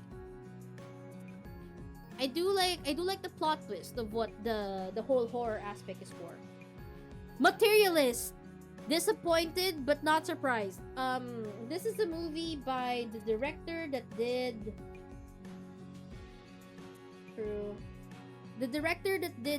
Past Lives, Celine Song.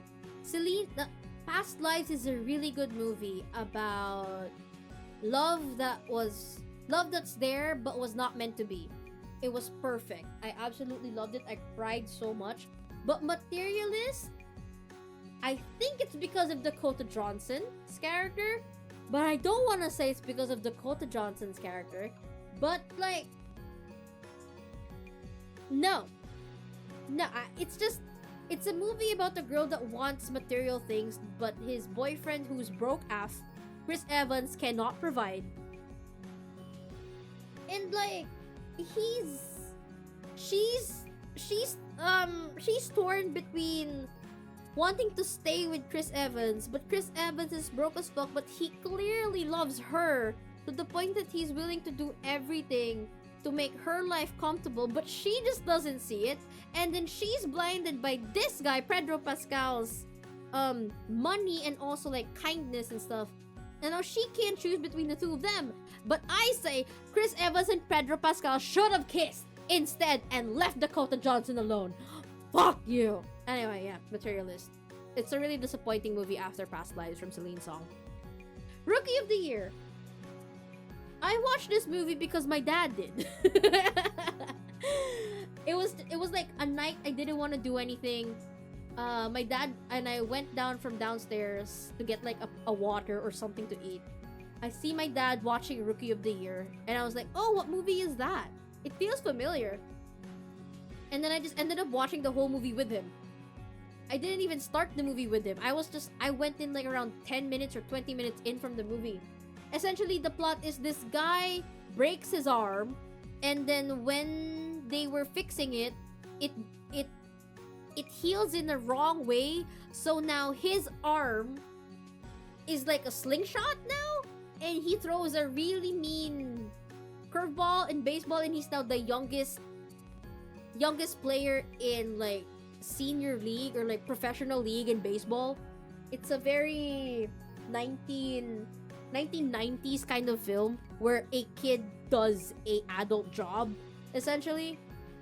I couldn't find any screenshots of this movie, and I can't take a screenshot of Disney Plus, so it's just the title poster of the movie. It's an okay movie. Naked Gun, pretty fun, had a bunch of laughs. In fact, I had so much laughs that there was like, if one were to do a joke counter for every minute, there probably would be like 50 plus jokes in a minute. Liam Neeson was really fun. He was really funny in this movie. Because like most people are used to Liam Neeson being like the disgruntled dad figure that's very serious, very action heavy. This movie is still pretty action heavy, but like it's very funny. I like that everybody's just having a time of their lives. He has good comedic sense. Very fun movie. This is the screenshot that I took because this is the most absurd one that felt that I could take a screenshot of. There's this running gag with coffee in the police department where they would take one sip of the coffee and then throw it away, and before they walk away, somebody would hand them another cup of coffee. There was those recurring jokes, but this is the one that I had the most fun with. That wasn't the sexual joke. That was a repeat from the original Naked Gun. This one is I think he was trying to, I don't remember the sequence of how it went, but essentially he was driving through the highway, and then he broke his I think his rear mirror, or like his rear window, his front window was broken, and he had to like kick it out and something. And then he drove past this person holding a lot of balloons, and then it stayed inside his car, and he was trying to get the balloons out of the way and like move it out of the window. But then he also passes by like these two guys walking with a fully complete car window, and then it just slots back into the car. It's a weird sequence. It's a great sequence. Okay, Thursday Murder Club. I just ended up picking this up because it had David Tennant in it. I picked this up because it had David Tennant in it.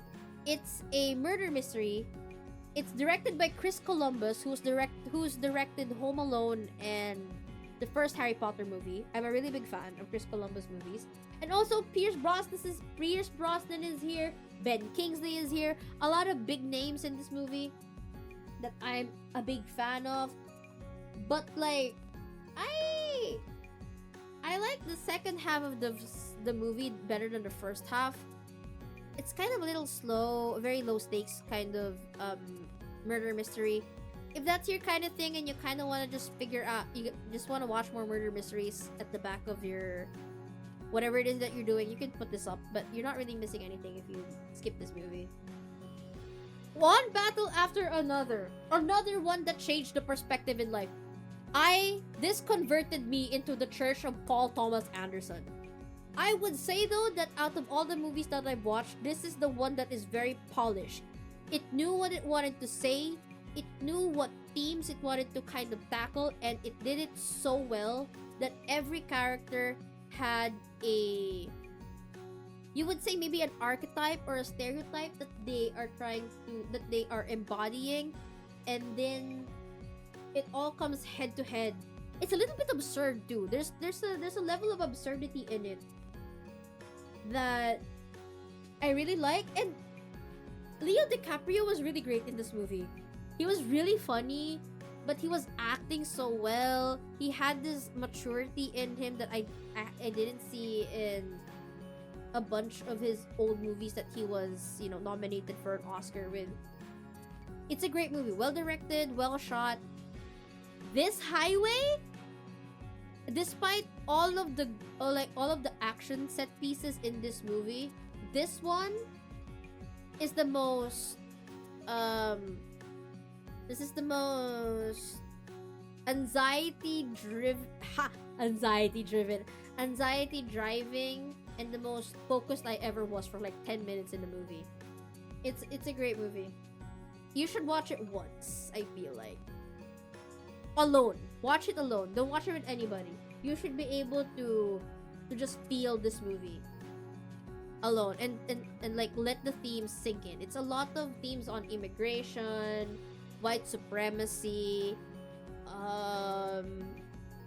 ICE. Yeah.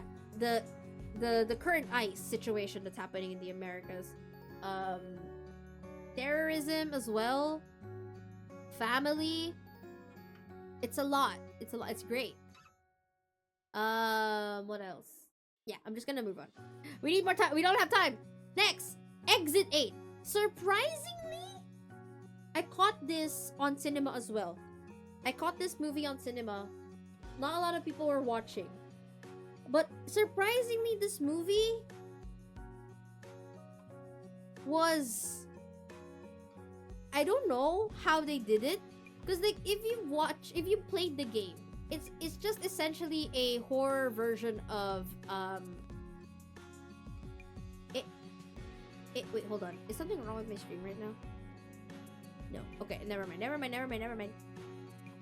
If you played the game or you've watched somebody play the game, it's essentially a find the difference game. There's not a lot of story. Hey, wait, hold on. Did something happen to my internet? Why can't I... Hold on.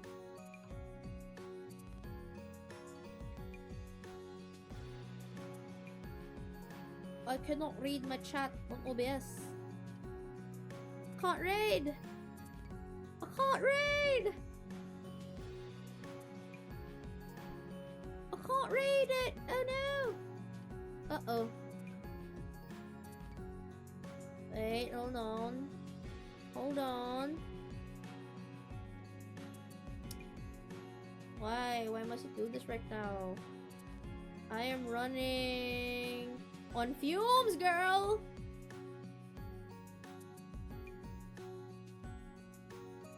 Anyway, while I am fixing that chat at the sides, I will also just keep yapping. So, they managed to add a level of a psychological element in it. Like, everybody kind of figured that Exit 8 as a game is a metaphor to like somebody that is lost, but in a sense, like, why are they lost? How are they lost? How did they find themselves here? Why are they here? Why are the anomalies like this? There were a lot of theories about it. And in the movie, they somehow managed to make a good reason as to how people get lost. It's a bit of a metaphor, actually. It's a bit of a metaphor of a guy that is running away from responsibility of being a father because he wasn't ready for it.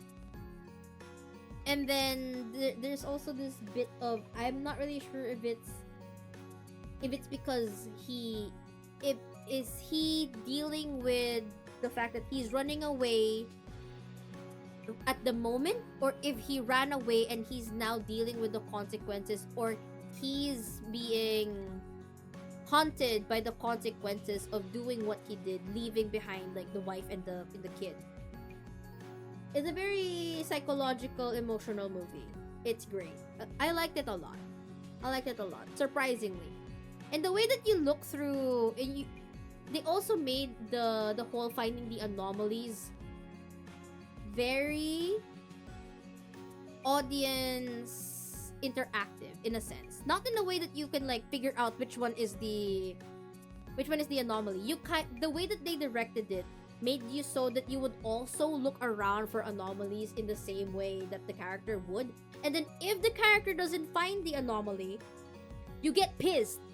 And you kind of understand that why he didn't see it, or like how he didn't see it. It makes sense. Like, this is how you adapt a horror movie game. Not like Until Dawn. This is how you do this. This is how you do it. Okay, and now, a brief moment of your time for Avatar Way of Water. You all know how heavily invested I became with Avatar The Way of Water because I watched it in IMAX and I'm like, it blows the first movie out of the park. Plot-wise, the first one wins. Visuals, character writing, character interactions. Second movie is the best. I do have a couple here. It's not just one. It's multiple. So we have this shot. The water is so pretty. This is the entire Sully family, and then there's like a fish right there. The water is so clean. They're flying on their ikrans. It's great. Then we have this picture of Kiri just being absolutely mesmerized by the creatures in the water. Because I would be too. Look at it. It's so pretty. She is so pretty. The way that they rendered it. So great. Wait, hold on. It's still working, but I can't see my chat. Maybe I can see it here instead. It's not connecting though, is it? It's still not connecting. That is so odd. I cannot see it at all. Yeah, anyway. Kiri's render, the way that they upgraded the CG rendering and the sculpting and the motion capture, it's performance capture. Apparently they call it performance capture. It's not motion capture. It's performance capture because they're performing and then they're capturing. That's like I watched the documentaries for Way of Water and Fire and Ash and also Avatar, the first movie.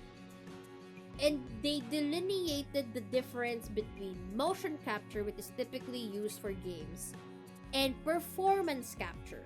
Because for the entirety of Avatar's production, they are actors in the mocap suit and performing and acting while they are in the mocap suit with facial expressions, voice control, physical movements. They're acting essentially, but they're just wearing mocap suits so that the models would be later rendered onto them acting. As compared to motion capture, which is used for video games, is that the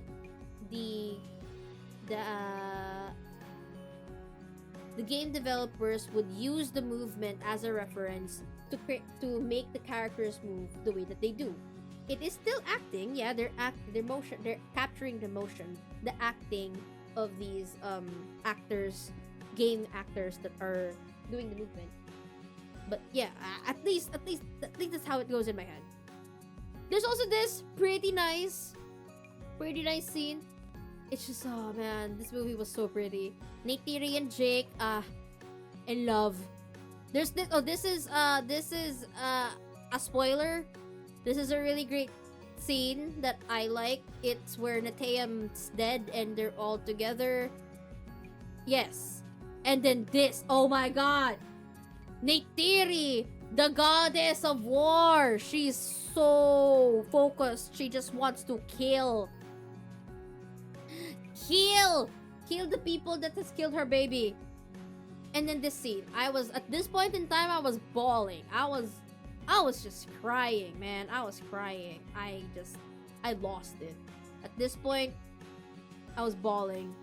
Like BAWLING. I was bawling my eyes out at this scene. Yeah, okay, thank you for your time. That's it. Avatar Way of Water, really good. I would put it in my top 10 for 2025 if I could, but I wouldn't because it is a 2022, 23 movie, and I watched it late. So no, I wouldn't put it on my top 10 list. Next, Quezon. Quezon, pretty fun movie as well. I think it is a lot better than Goyo. It is the last of the trilogy, the historical trilogy, based according to Eric Mati. I think Eric Mati, tama ba? Eric Mati ba ang ano? Is Quezon by Eric Mati? Basta, director ng Luna, General Luna. Wait, hold on. Yeah, I see. I have it here. Is Quezon here? Yeah, it is. Sorry, Gerald Tarog pala. Gerald Tarog. Gerald Tarog's the trilogy that he made with General Luna, Goyo, and Quezon. If I'm ranking them for the three of them, Luna would be first, Quezon would be second, and then Goyo. What I like about Quezon is that we are watching a villain in his element. Like, it's like you live long enough to become a charismatic president of a country that you don't see yourself turning into a villain. Like, he knows what he wants for the country. He loves his country. He loves the Philippines. That one is very much clear. But he's also very ambitious and very controlling, to the point that he might as well have been our very first dictator before Marcos was. He might as well be. He just didn't actually declare martial law because that wasn't a thing back then. And we were sort of at war with the Americans when he was the president. We're trying to gain independence. But also at the same time, I don't know if I liked how they framed that the US was being very charitable, that we were just not ready to be independent as a way to hide the fact that they just want to keep us as a colony but not so much as a colony. Although I do like the aspect that they show that the regular Filipino people do not understand what independence means at this point in time. I do like that. Also, Sergio Osmeña and Quezon BL is insane. They framed it so much that they were like in love with each other. It's insane. It's insane. I like it. First time watching Jennifer's Body was this year as well. I've watched a couple of scenes of this movie like way back, but I only recently watched it like completely this year around October, just in time for spooky season. It was okay. It was a fun movie.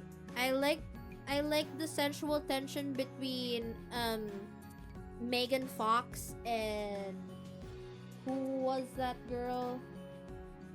What's her name?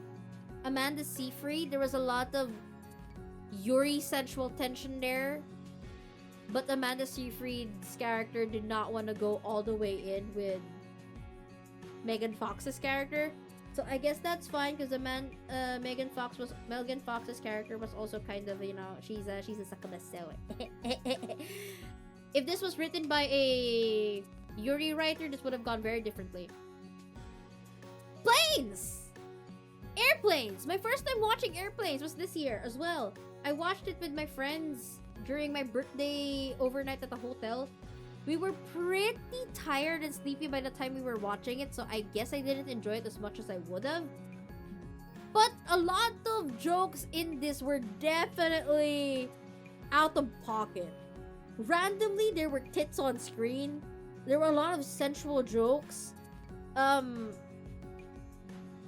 Yeah.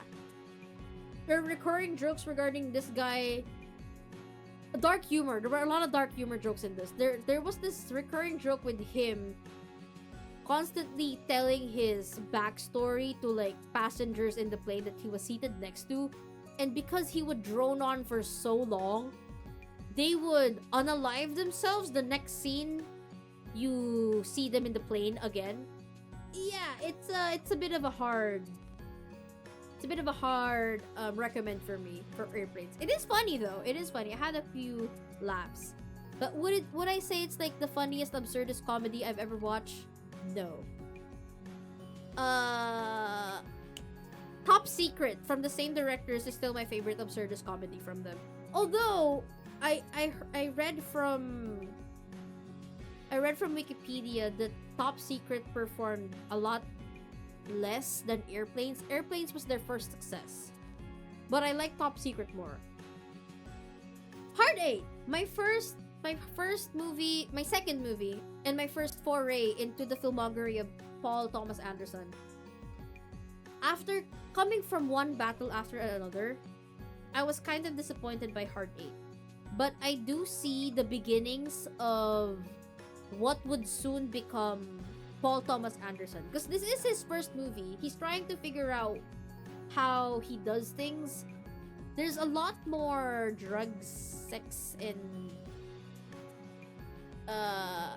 alcohol in it compared to like one battle after another where only Leo DiCaprio was doing marijuana. And like with this one I do see the beginnings, but the themes were kind of a little hard to pinpoint, and it was a little bit all over the place in a sense. But I do see it. I do see what was happening. He does have a set of recurring actors that he works with, because the actors that he worked in with Hard 8 also appeared in Boogie Nights and Magnolia. I don't know when he starts moving away from these actors. I think after I think Magnolia was the last one. Because by Magnolia, everybody was starting to realize Paul Thomas Anderson was the director you want to work with. So he's kind of like Christopher Nolan in that sense, where a lot of people want to work with him, and he has like a set of actors that he always works with, and he just kind of switches them around with who's going to be the lead, who's going to be in recurring, and all that. But yeah, Heart 8. It's about it has something to do with poker, I think, or something about gambling. I didn't really get the themes of Heart 8 that much. I might also be out of it when I was watching it. I was just forcing myself to start it. Possibly. Begonia! Oh my god, Begonia is kind of whack, and I love it. So the plot of Begonia is that two guys kidnap a CEO of a pharmaceuticals company and want her to admit that she's an alien. They want her to admit that she's an alien, and for the rest of the movie's runtime, you are repeatedly questioning whether these two mentally ill people is just delusional and is torturing a completely innocent woman that might not be the best person. Like, yeah, she's the CEO of a pharmaceuticals company that kind of does experimental drugs, and some of the people that they tried experimental drugs to have died, and she doesn't really care much about it and just gives them financial aid for all the suffering they have caused her because of them, or like the people that they've tried their drugs on, because it will be better. Like, this is, in a sense, this is valuable information that we can use to better help other people, so that what happened to your mother will never happen to another person's mother, that kind of thing. She's not a good person, essentially. So now you're wondering, okay, maybe this is comeuppance, but maybe not too much of a comeuppance, because, you know, it's still torture, she's still human. But then at the same time, you're thinking, maybe she's not human, but then maybe she is. But then maybe she's playing along. Maybe she's not. Maybe, you know, the two guys that kidnapped her are just delusional and out of their minds. The plot twist is, I'm not gonna say, but there is a plot twist, and it's really great. Some of my friends didn't like it, but I absolutely loved it. There was no other way that they could end this movie except through that. That's it. Yeah, it's a pretty good movie. It is, I do think it's a weaker film compared to Poor Things. I need to go through Yorgos Lanthimos' filmography as well. Once I finish Paul Thomas Anderson's, maybe I'll go through Yorgos Lanthimos' filmography. And now, another one, a brief moment for Frankenstein. Frankenstein blew me away. I've always been a fan of Guillermo del Toro. There's this sense of mastery when it comes to thematic storytelling, and the way that Guillermo frames his shots because I think he also storyboards most of his shots. So like, do you see this? This is such a well shot, or like a well framed shot. Everybody is in darkness because this is a new revelation that Victor is showing them. Like, look at me, and then the light look shining down on Victor is like, look at me, I am the enlightened one. I'm going to show you what it looks like to overcome death. While everybody here is like standing up, all scholarly, hidden in the darkness, completely in the dark, unable to see the genius that he's showing them. It's great. And then there's this shot only because it's like a little bit of a it's what's the right word? It's a juxtaposition, I think. She's so full of life. Mary, I think is her name. I forget. Mind you, I haven't dabbled in like the actual Frankenstein lore. Elizabeth, yeah. Elizabeth is framed up like she's meant to be like youthful, pretty, dressed in colorful colors, and then she's showing so much interest in the macabre, in like death, which is so unwomanly, quote unquote. And then I found out while watching the documentary for this movie that if you look closely into the textiles or the pattern of Elizabeth's clothes, a lot of them are made out of dead insects. I think like the patterns are made out of dead insects. It's really cool. There's a lot of attention to detail when it comes to this. If you watch Frankenstein, I would recommend you, or if you have Netflix, and then you watch Frankenstein there, I would recommend you to watch the documentary as well, because the process in which Guillermo is very hands-on with like the art department, the costume department, the props department, the actors themselves, it's a lot of collective effort. This movie exists as like a possible magnum opus of Guillermo because the cast, the crew that he's with has been with him since the very beginning, so they know how Guillermo works, how his mind works, how very hands-on he is with everything. It's a very good movie. I would recommend. I would watch it again. 10 out of 10. This one's also pretty. Because now, you see, Elizabeth is showing interest again in the beauty of death that Victor has made. But Victor no longer kind of sees beauty in what he's doing, and instead finds beauty in Elizabeth, who is very much alive and also is very clearly a mother complex. It's an Oedipus complex.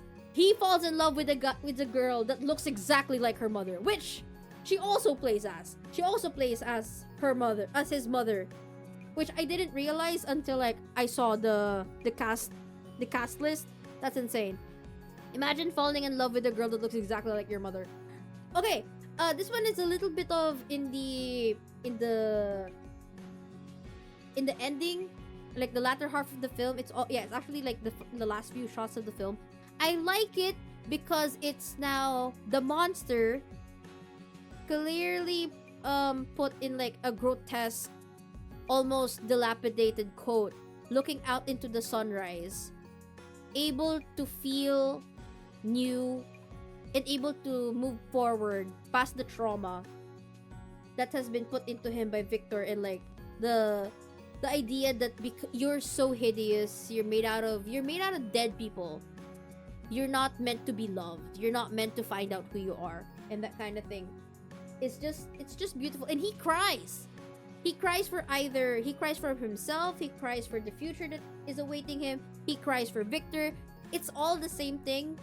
And what I liked about Frankenstein as well is that there is a narrative about generational trauma, and how with Victor traumatizing the monster, and the monster not choosing to be abusive as Victor's dad was to him and Victor was to him, it stops with him. It's great. Thank you for your time. Last one na yun, I swear to God. Okay, Boogie Nights. So very surprising. Another movie from Paul Thomas Anderson. Here he kind of starts getting into the foot of his his visual style. This is where I started seeing his visual style, and kind of getting more polished with in terms of his thematic writing. With the character writing for this movie is a lot stronger compared to Hard 8. I'm just really surprised with the synopsis. The synopsis is very much focused on sex rather than drugs.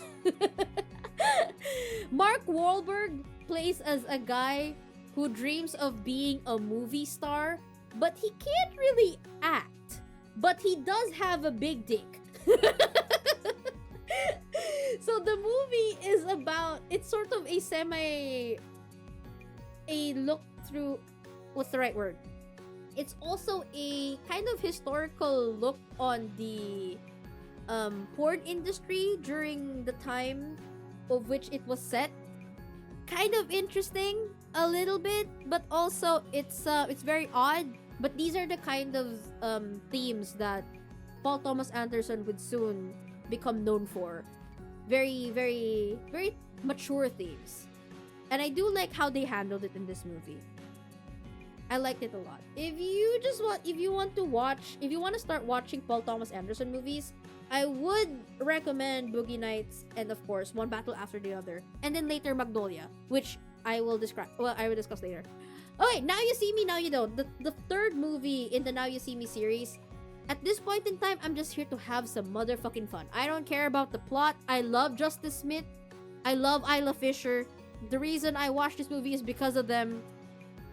The magic at this point has become completely absurd to the point that you can't really figure out if this is something that you can do in real life or not. But I do appreciate the whole mansion of tricks, where they kind of go to as their little safe haven. I like the entire sequence where the old horsemen and the new horsemen are kind of trying to one-up each other, and then the entire house is kind of like a crazy fun house where there's optical illusions. There's different rooms where there's optical illusions, and that's the only time where they kind of use practical effects for magic. Every other big set piece is clearly not something you can do in real life. It's been CG magic. The plot twist in this movie is kind of like it. I've watched somebody say this before, that including with the first movie and the second movie, that if you watch Now You See Me, any of the movies, knowing what the plot twist is going to be, everything else that happened before the plot twist does not make sense. The plot twist does not make sense given how the certain characters act. Like, why are they acting this way if that was supposed to be the plot twist, and so on and so forth. It's still true here. But I don't really care. I just want to have fun. Next, Wicked for Good. If you have been fan of the Wicked series, like the play or the books, you would know that the second act of Wicked is not that impressive. It's not that good. It's not that nice. It's not that good. Wicked for Good. It's not that nice. But actually, yeah, I prefer the first movie than the second movie. The second movie is very depressing as compared to the first movie, which was kind of hopeful because Elphaba wants something good for herself, and then realizes that the one that she wants is not actually for the betterment of herself and the rest of Oz. And the first, what I did like in this one, even though the direction was kind of shit, the lighting was shit, everything was so dark. It's a fucking musical. Use your colors. What I do like in terms of how they made the narratives, the first Wicked movie was focused on Elphaba. The second Wicked movie was focused on Glinda, and like how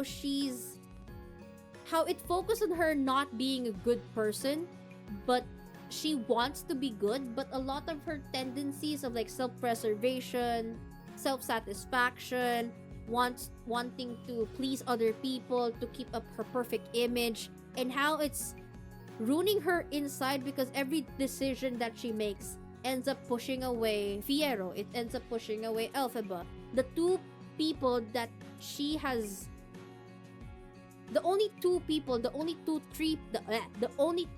true people she's ever been friends with and ever actually cared about is like leaving her behind. It's very depressing in Glinda's point of view. I also like the new additions of songs, particularly with, I think the song, yung song ni Glinda with like Through the Looking Glass or something like that. It made me cry. It made me cry a lot. Ariana, I would say, I can't say like she can act. She can act crazy really well. And I guess it's just natural for her to look so constipated and like conflicted every time. She has her way with her eyes. She can act conflicted, lonely, depressed with just her eyes. And I don't know if that's acting or if that's how she really is in real life. She's just, I don't know, I just like that. I like that. Zootopia 2. I couldn't find any screenshots for Zootopia 2 yet, so I had to make do with like the next best thing, which is this. Zootopia 2 was kind of good, actually. I really like how they, I like Zootopia 2. I don't like the new villain, the plot twist villain that they had. I don't like him, but I do like the plot that they had going for. And also the will they won't they situationship happening between Judy Hopps and Nick Wilde. I like that. But Disney was a coward. Why aren't they an actual couple? You're a coward, Disney! You're a coward! You wouldn't let them become actual couple. That's all. Jujutsu Kaisen Execution. I was really disappointed with this one, not gonna lie. But then I shouldn't have expected anything, to be fair. It is supposed to be a recap movie plus a advanced preview of the first 2 episodes of the season. So I shouldn't really be... It was my fault for having expected something out of this movie. They did finish and add a few more scenes from the unfinished scenes from the movie, from the series, for the episodic release that they had like a year prior. So it was much more cleaner. It was a lot more readable. It was a lot more complete, at least for the fight scenes in Shibuya. And then for the part in the Calling Game, it's great, essentially. Hype. That was it. But as a movie, it was disappointing. Jujutsu Kaisen 0 was like way better. And now, another one. I'm sorry, I know I said that was the last one, but now we're talking about Wake Up Dead Man. I'm sorry I lied about this one. It's a Knives Out mystery. So I have a couple of shots in this movie as well. Because the movie might... Would I say it's better than the first Knives Out movie? No. The first Knives Out movie was still way better, but the cinematography shots in this movie was fucking great. I love it. So the plot for Wake Up Dead Man is that there is a new priest in town, and then suddenly the main priest is murdered, and he becomes the prime suspect because the main priest has kind of cultured a kind of angry, volatile culture with his regulars to the point that he's become sort of like a cult leader. And he doesn't like that, the new main character. He doesn't like that. So everybody thinks he killed the main priest. What I like about this movie is that it's a story about redemption and finding... It's about the heart of Jesus! Okay, I'm kidding. It's a story about redemption, essentially. So this shot is really nice, you know, it's Father Judd in the middle of the church, putting up a cross like that because he has so much faith in the cross or in the religion that he's in to sort of atone for the past sins that he's done. And now it feels like he cannot run away from the sins of his past because of, you know, he's being framed for murder. There's also this scene, I really wanted to show this as like the clip, but I can't, so I just had to find like the right scene for it where the sun is shining on his head, because this is the part where he meets Benoit Blanc for the first time. And when Benoit Blanc was going on his tirade of how he doesn't believe in religion, how it's just a mechanism to control the masses, and yada yada yada, how he's an atheist, he doesn't believe in things. And sometimes when Benoit Blanc was going on his tirade, Father Judd was kind of like, it's a visual metaphor of the doubt that Father Judd has in regards to his faith and religion. But then the scene also kind of like slowly shifts. It becomes dark. It becomes dark. It's like clouded over, gray clouds and everything. And then when Father Judd starts, or Josh O'Connor starts speaking about what the church should mean for other people, what it meant for him as a saving grace, what it meant to like be hopeful and believe in people, to guide them into the better versions of themselves. The scene starts to glow up. It starts to brighten up in a way that it's kind of a visual metaphor of, again, God, religion showing you the light in the darkness. It's a lot of Catholic visual storytelling, and it's great. Then there's this.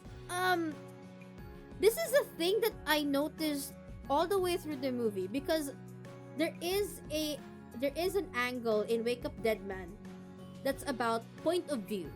There is, as always, a unreliable narrator.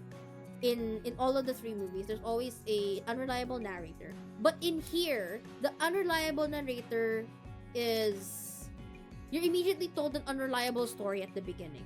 So there's this person peeking through the door. She tells you the story differently. And then there's another one. That's the same girl peeking through the door. And this time, she once again tells the story differently. And then this is a little blurred out, but I think that might just be the internet. Okay, there. And then now it's Father Judd peeking through the door, trying to find the truth behind the lies of the first two eyes that we see. It's pretty good. I like it. Rian Johnson knows how to fucking direct in terms of like visual storytelling. Okay, that's it. That's it. Thank you for your time. That's the last one, I swear. Wake Up Dead Man was one of like the last 2-3 movies that I watched for the year. Okay, Magnolia. My god, Magnolia took me by fucking surprise. I knew Magnolia was one of Paul Thomas Anderson's breakout films. This was the movie that made him a director for the ages, I suppose. This is the movie that made him known, I think. But he was already getting momentum with like his past movies. But this one was the one that was very critically acclaimed. A lot of publications or articles or research was done just to break down the themes that was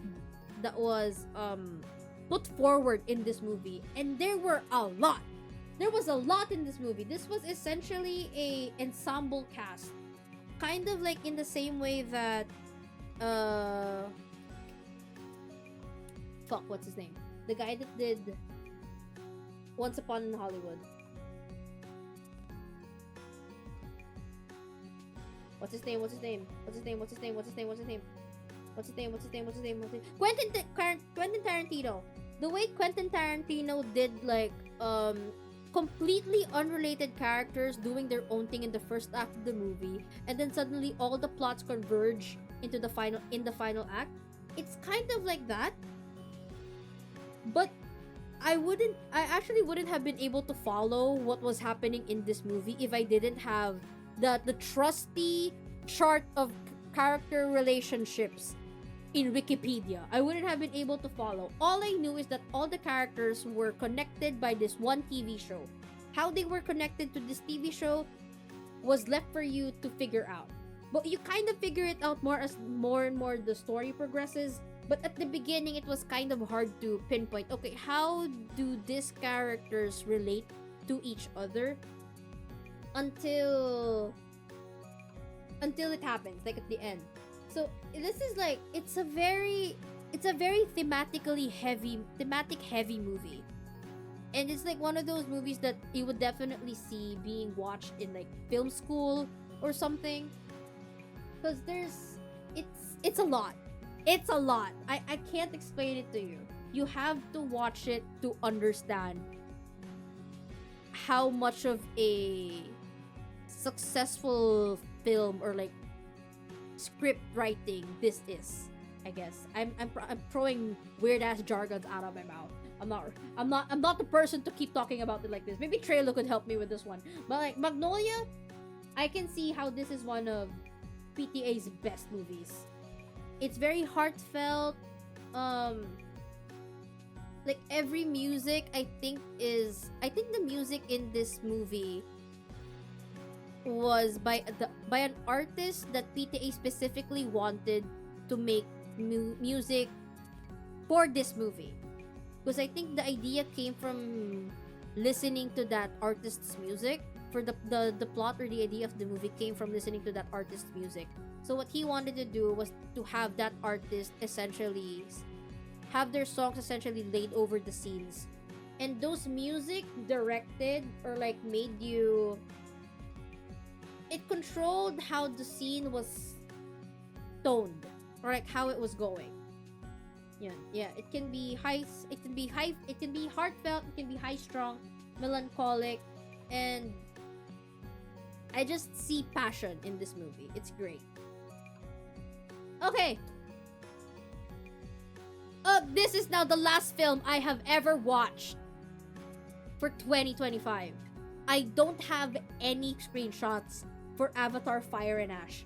But the one scene that I did want to use for this one is when the Mangkuan was entering in from the mountains during the eclipse. That's the one that I wanted to use.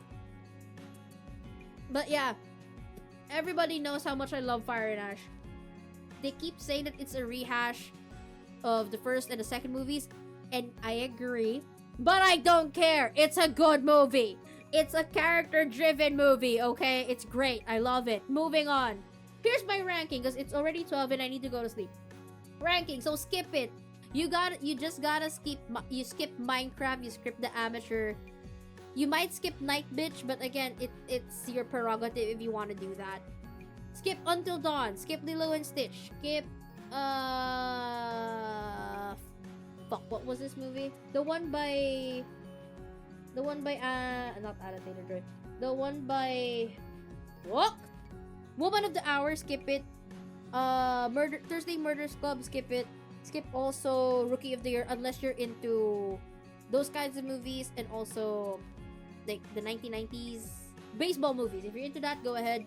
A Fun Time, Wallace and Gromit, Furiosa, Mamma Mia, Thunderbolts, Mission Impossible, K-pop Demon Hunters, Naked Gun, and Now You See Me, because it's just a fun time. You're not gonna lose anything if you watch it. Like, yeah, pretty fun. Recommended, but you won't miss much. It's okay if you don't watch it. You're not gonna be like, it's not gonna be something that people hold over your head if you don't watch it. But it is, I do recommend. Balota, it sucks. It's a disappointment, but it is something that I would still want people to watch. Balota, Real Pain, Ballerina. I actually sometimes would like put Ballerina here in Fun Time, but Ballerina. Elio, Fantastic Four, Exit 8, Airplanes, Quezon, Zootopia 2, and then Magnolia. Recommended, but you won't miss much. Wait, why did I put Magnolia there actually? I should have put Magnolia, Wanna Feel Like a Cinephile. Why did I put it there? Oh my god, that's on me. Okay, Wanna Feel Like a Cinephile. These are movies that you're gonna have to sit through and possibly use some of your head to understand what's happening. So we have The Help, Zone of Interest, Civil War, American Psycho. Honestly, you don't really need to use your head so much with American Psycho, but if you do want to feel like a cinephile, this is definitely one of those movies that every cinephile would recommend you to watch. Anora, Anatomy of a Fall, Nosferatu, Black Bag. I know a couple of movie, like yung mga typical people that send their top 10 films of the year. A lot of them have Black Bag in there. So if you want to feel like a cinephile, Black Bag. Jennifer's Body, why is it in want to feel like a cinephile? It's just a classic movie, man. It's the same way. It is mean to death in the same way that American Psycho is, but it's just a classic movie at this point. Hard 8 and Boogie Nights, if you want to feel like a cinephile, because it is a PTA movie. Most of them are 3 hours long. You're gonna have to sit down and use your brain to figure out what the themes are. Highly recommended!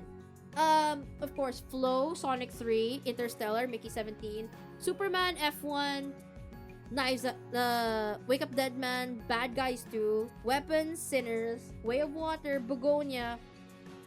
Oh, why didn't I put Fire and Ash in here? Fire and Ash is also here. Fire and Ash is also supposed to be in highly recommended. Frankenstein and Sinners. And we're gonna have to end it here. The top 5 movies of 2025. My top 5 this year, in no specific order, is Sinners, One Battle After Another, Superman, and Mickey 17. I know nobody thinks Mickey 17, nobody has Mickey 17 in their top 10 movies of the top 5 movies of the year, because there are a couple more movies that were not as widely popular, but was popular in like the film festivals, for more foreign films, not just American films. I know No Other Choice. I have a copy. I got a copy of No Other Choice, but I haven't watched it yet. But I am planning to. There are a bunch more.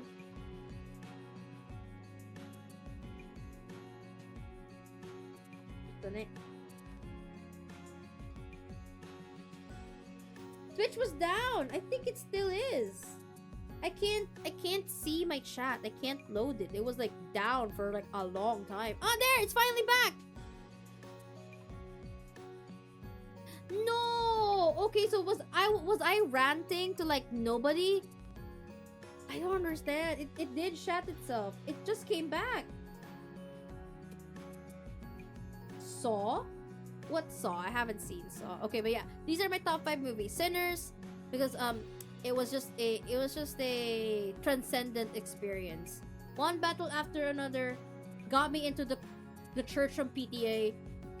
Superman was just a very hopeful movie. It made me feel giddy. It made me feel a lot of good things. Frankenstein was close to being an art house movie, but the themes that Guillermo del Toro wrote in it that made all Frankenstein book fans really happy with it made me happy as well. Mickey 17 is just a good time. No alcohol required. It's just like, it's a fun movie. I like Mickey 17 a lot.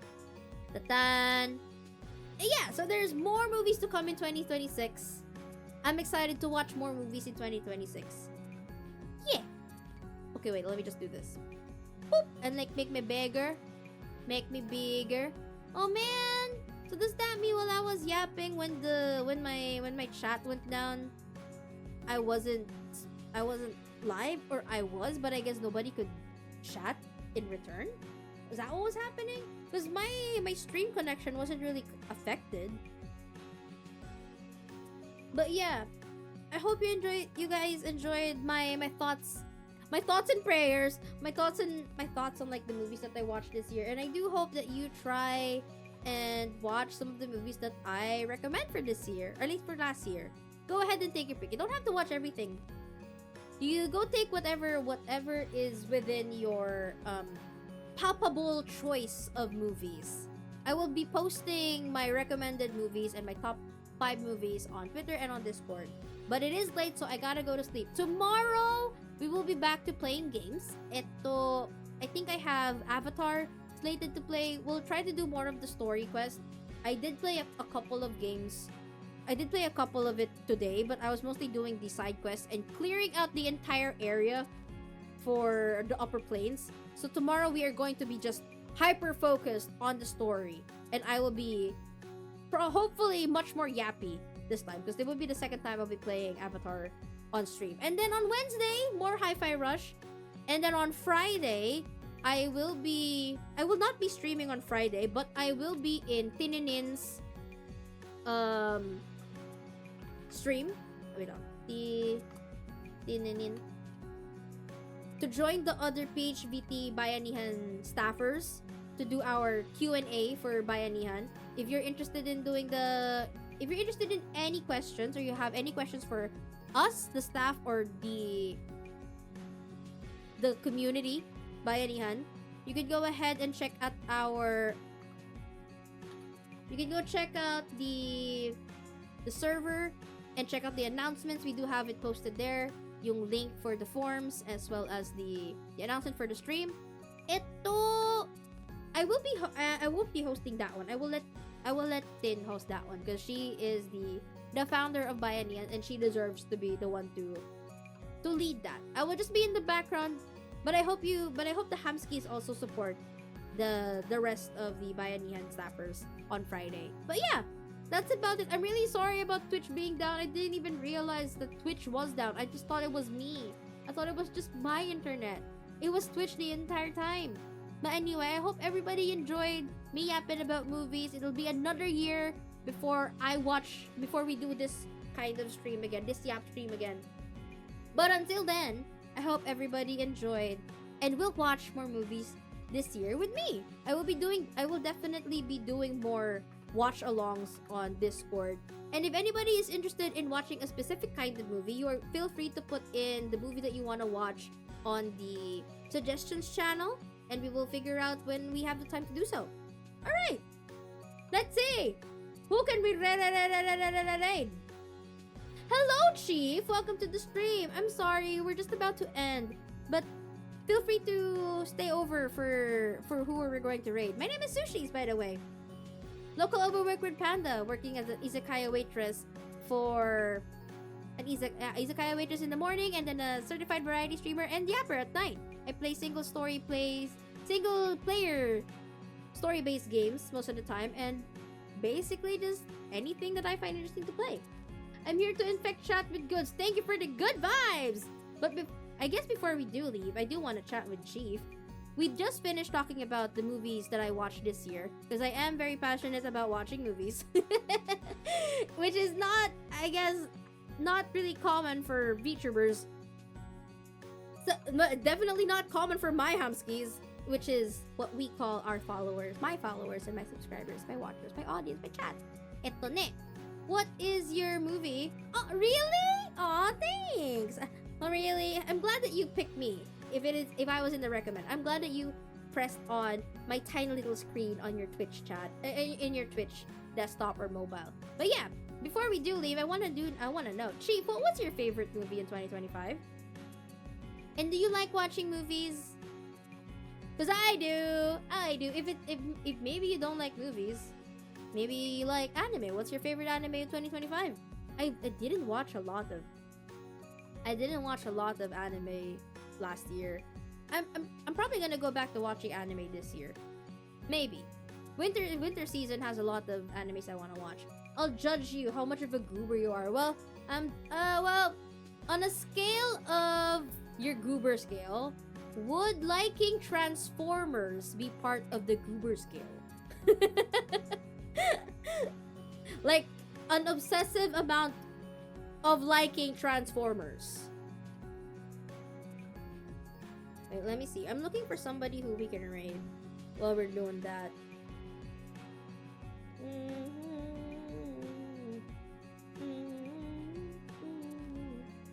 Ooh, let's raid. Who's your crush on Transformers? Bumblebee? No. Bitchier. Cuntier. Bumblebee's a baby. Well, not really. I wouldn't babyfy Bumblebee. Depends on the universe. Bumblebee can be a baby or he can be a war crime.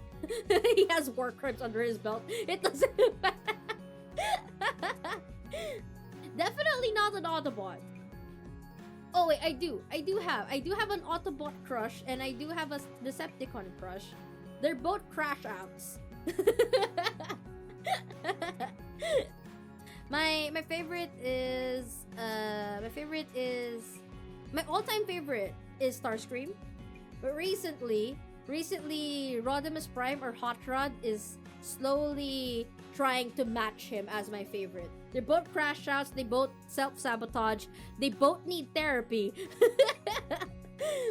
And they hide their insecurities behind charisma and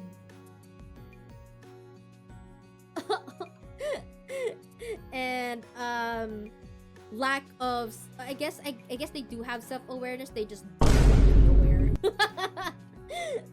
Anyway, thank you for the hydrate. I am about to go to sleep now. I am simply looking for who we're going to raid. Oh, you know what? Let's raid Shro. It's been a hot minute. Oh, thank you for the follow, Chief. If you're interested in checking me out again tomorrow, we will be playing Avatar Frontiers of Pandora tomorrow. The story quest would be now we are with the... I forget the name of the tribe, but we are in the upper plains. And we are going to be hitting a bunch of RDA facilities with the tribes in the upper plains. Raid! Raid! Yeah, you may raid my fridge. Feel free to do so. Okay, we're raiding Shro Winters. It's been a hot minute since I raided Shro. I don't even remember. I don't even know if you guys remember Shro. Raid Shro Winters. Alright! Oyasumi nasai, arigatou gozaimasu! I will see you all tomorrow! Oyasumi nasai, arigatou gozaimasu! Jane!